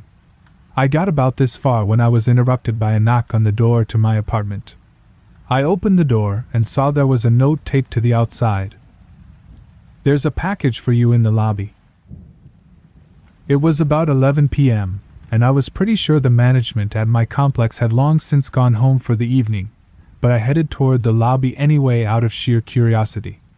I started down the steps leading to the first floor of my complex to see Jason's mutilated body leaning against the Coke machine at the bottom of the stairwell.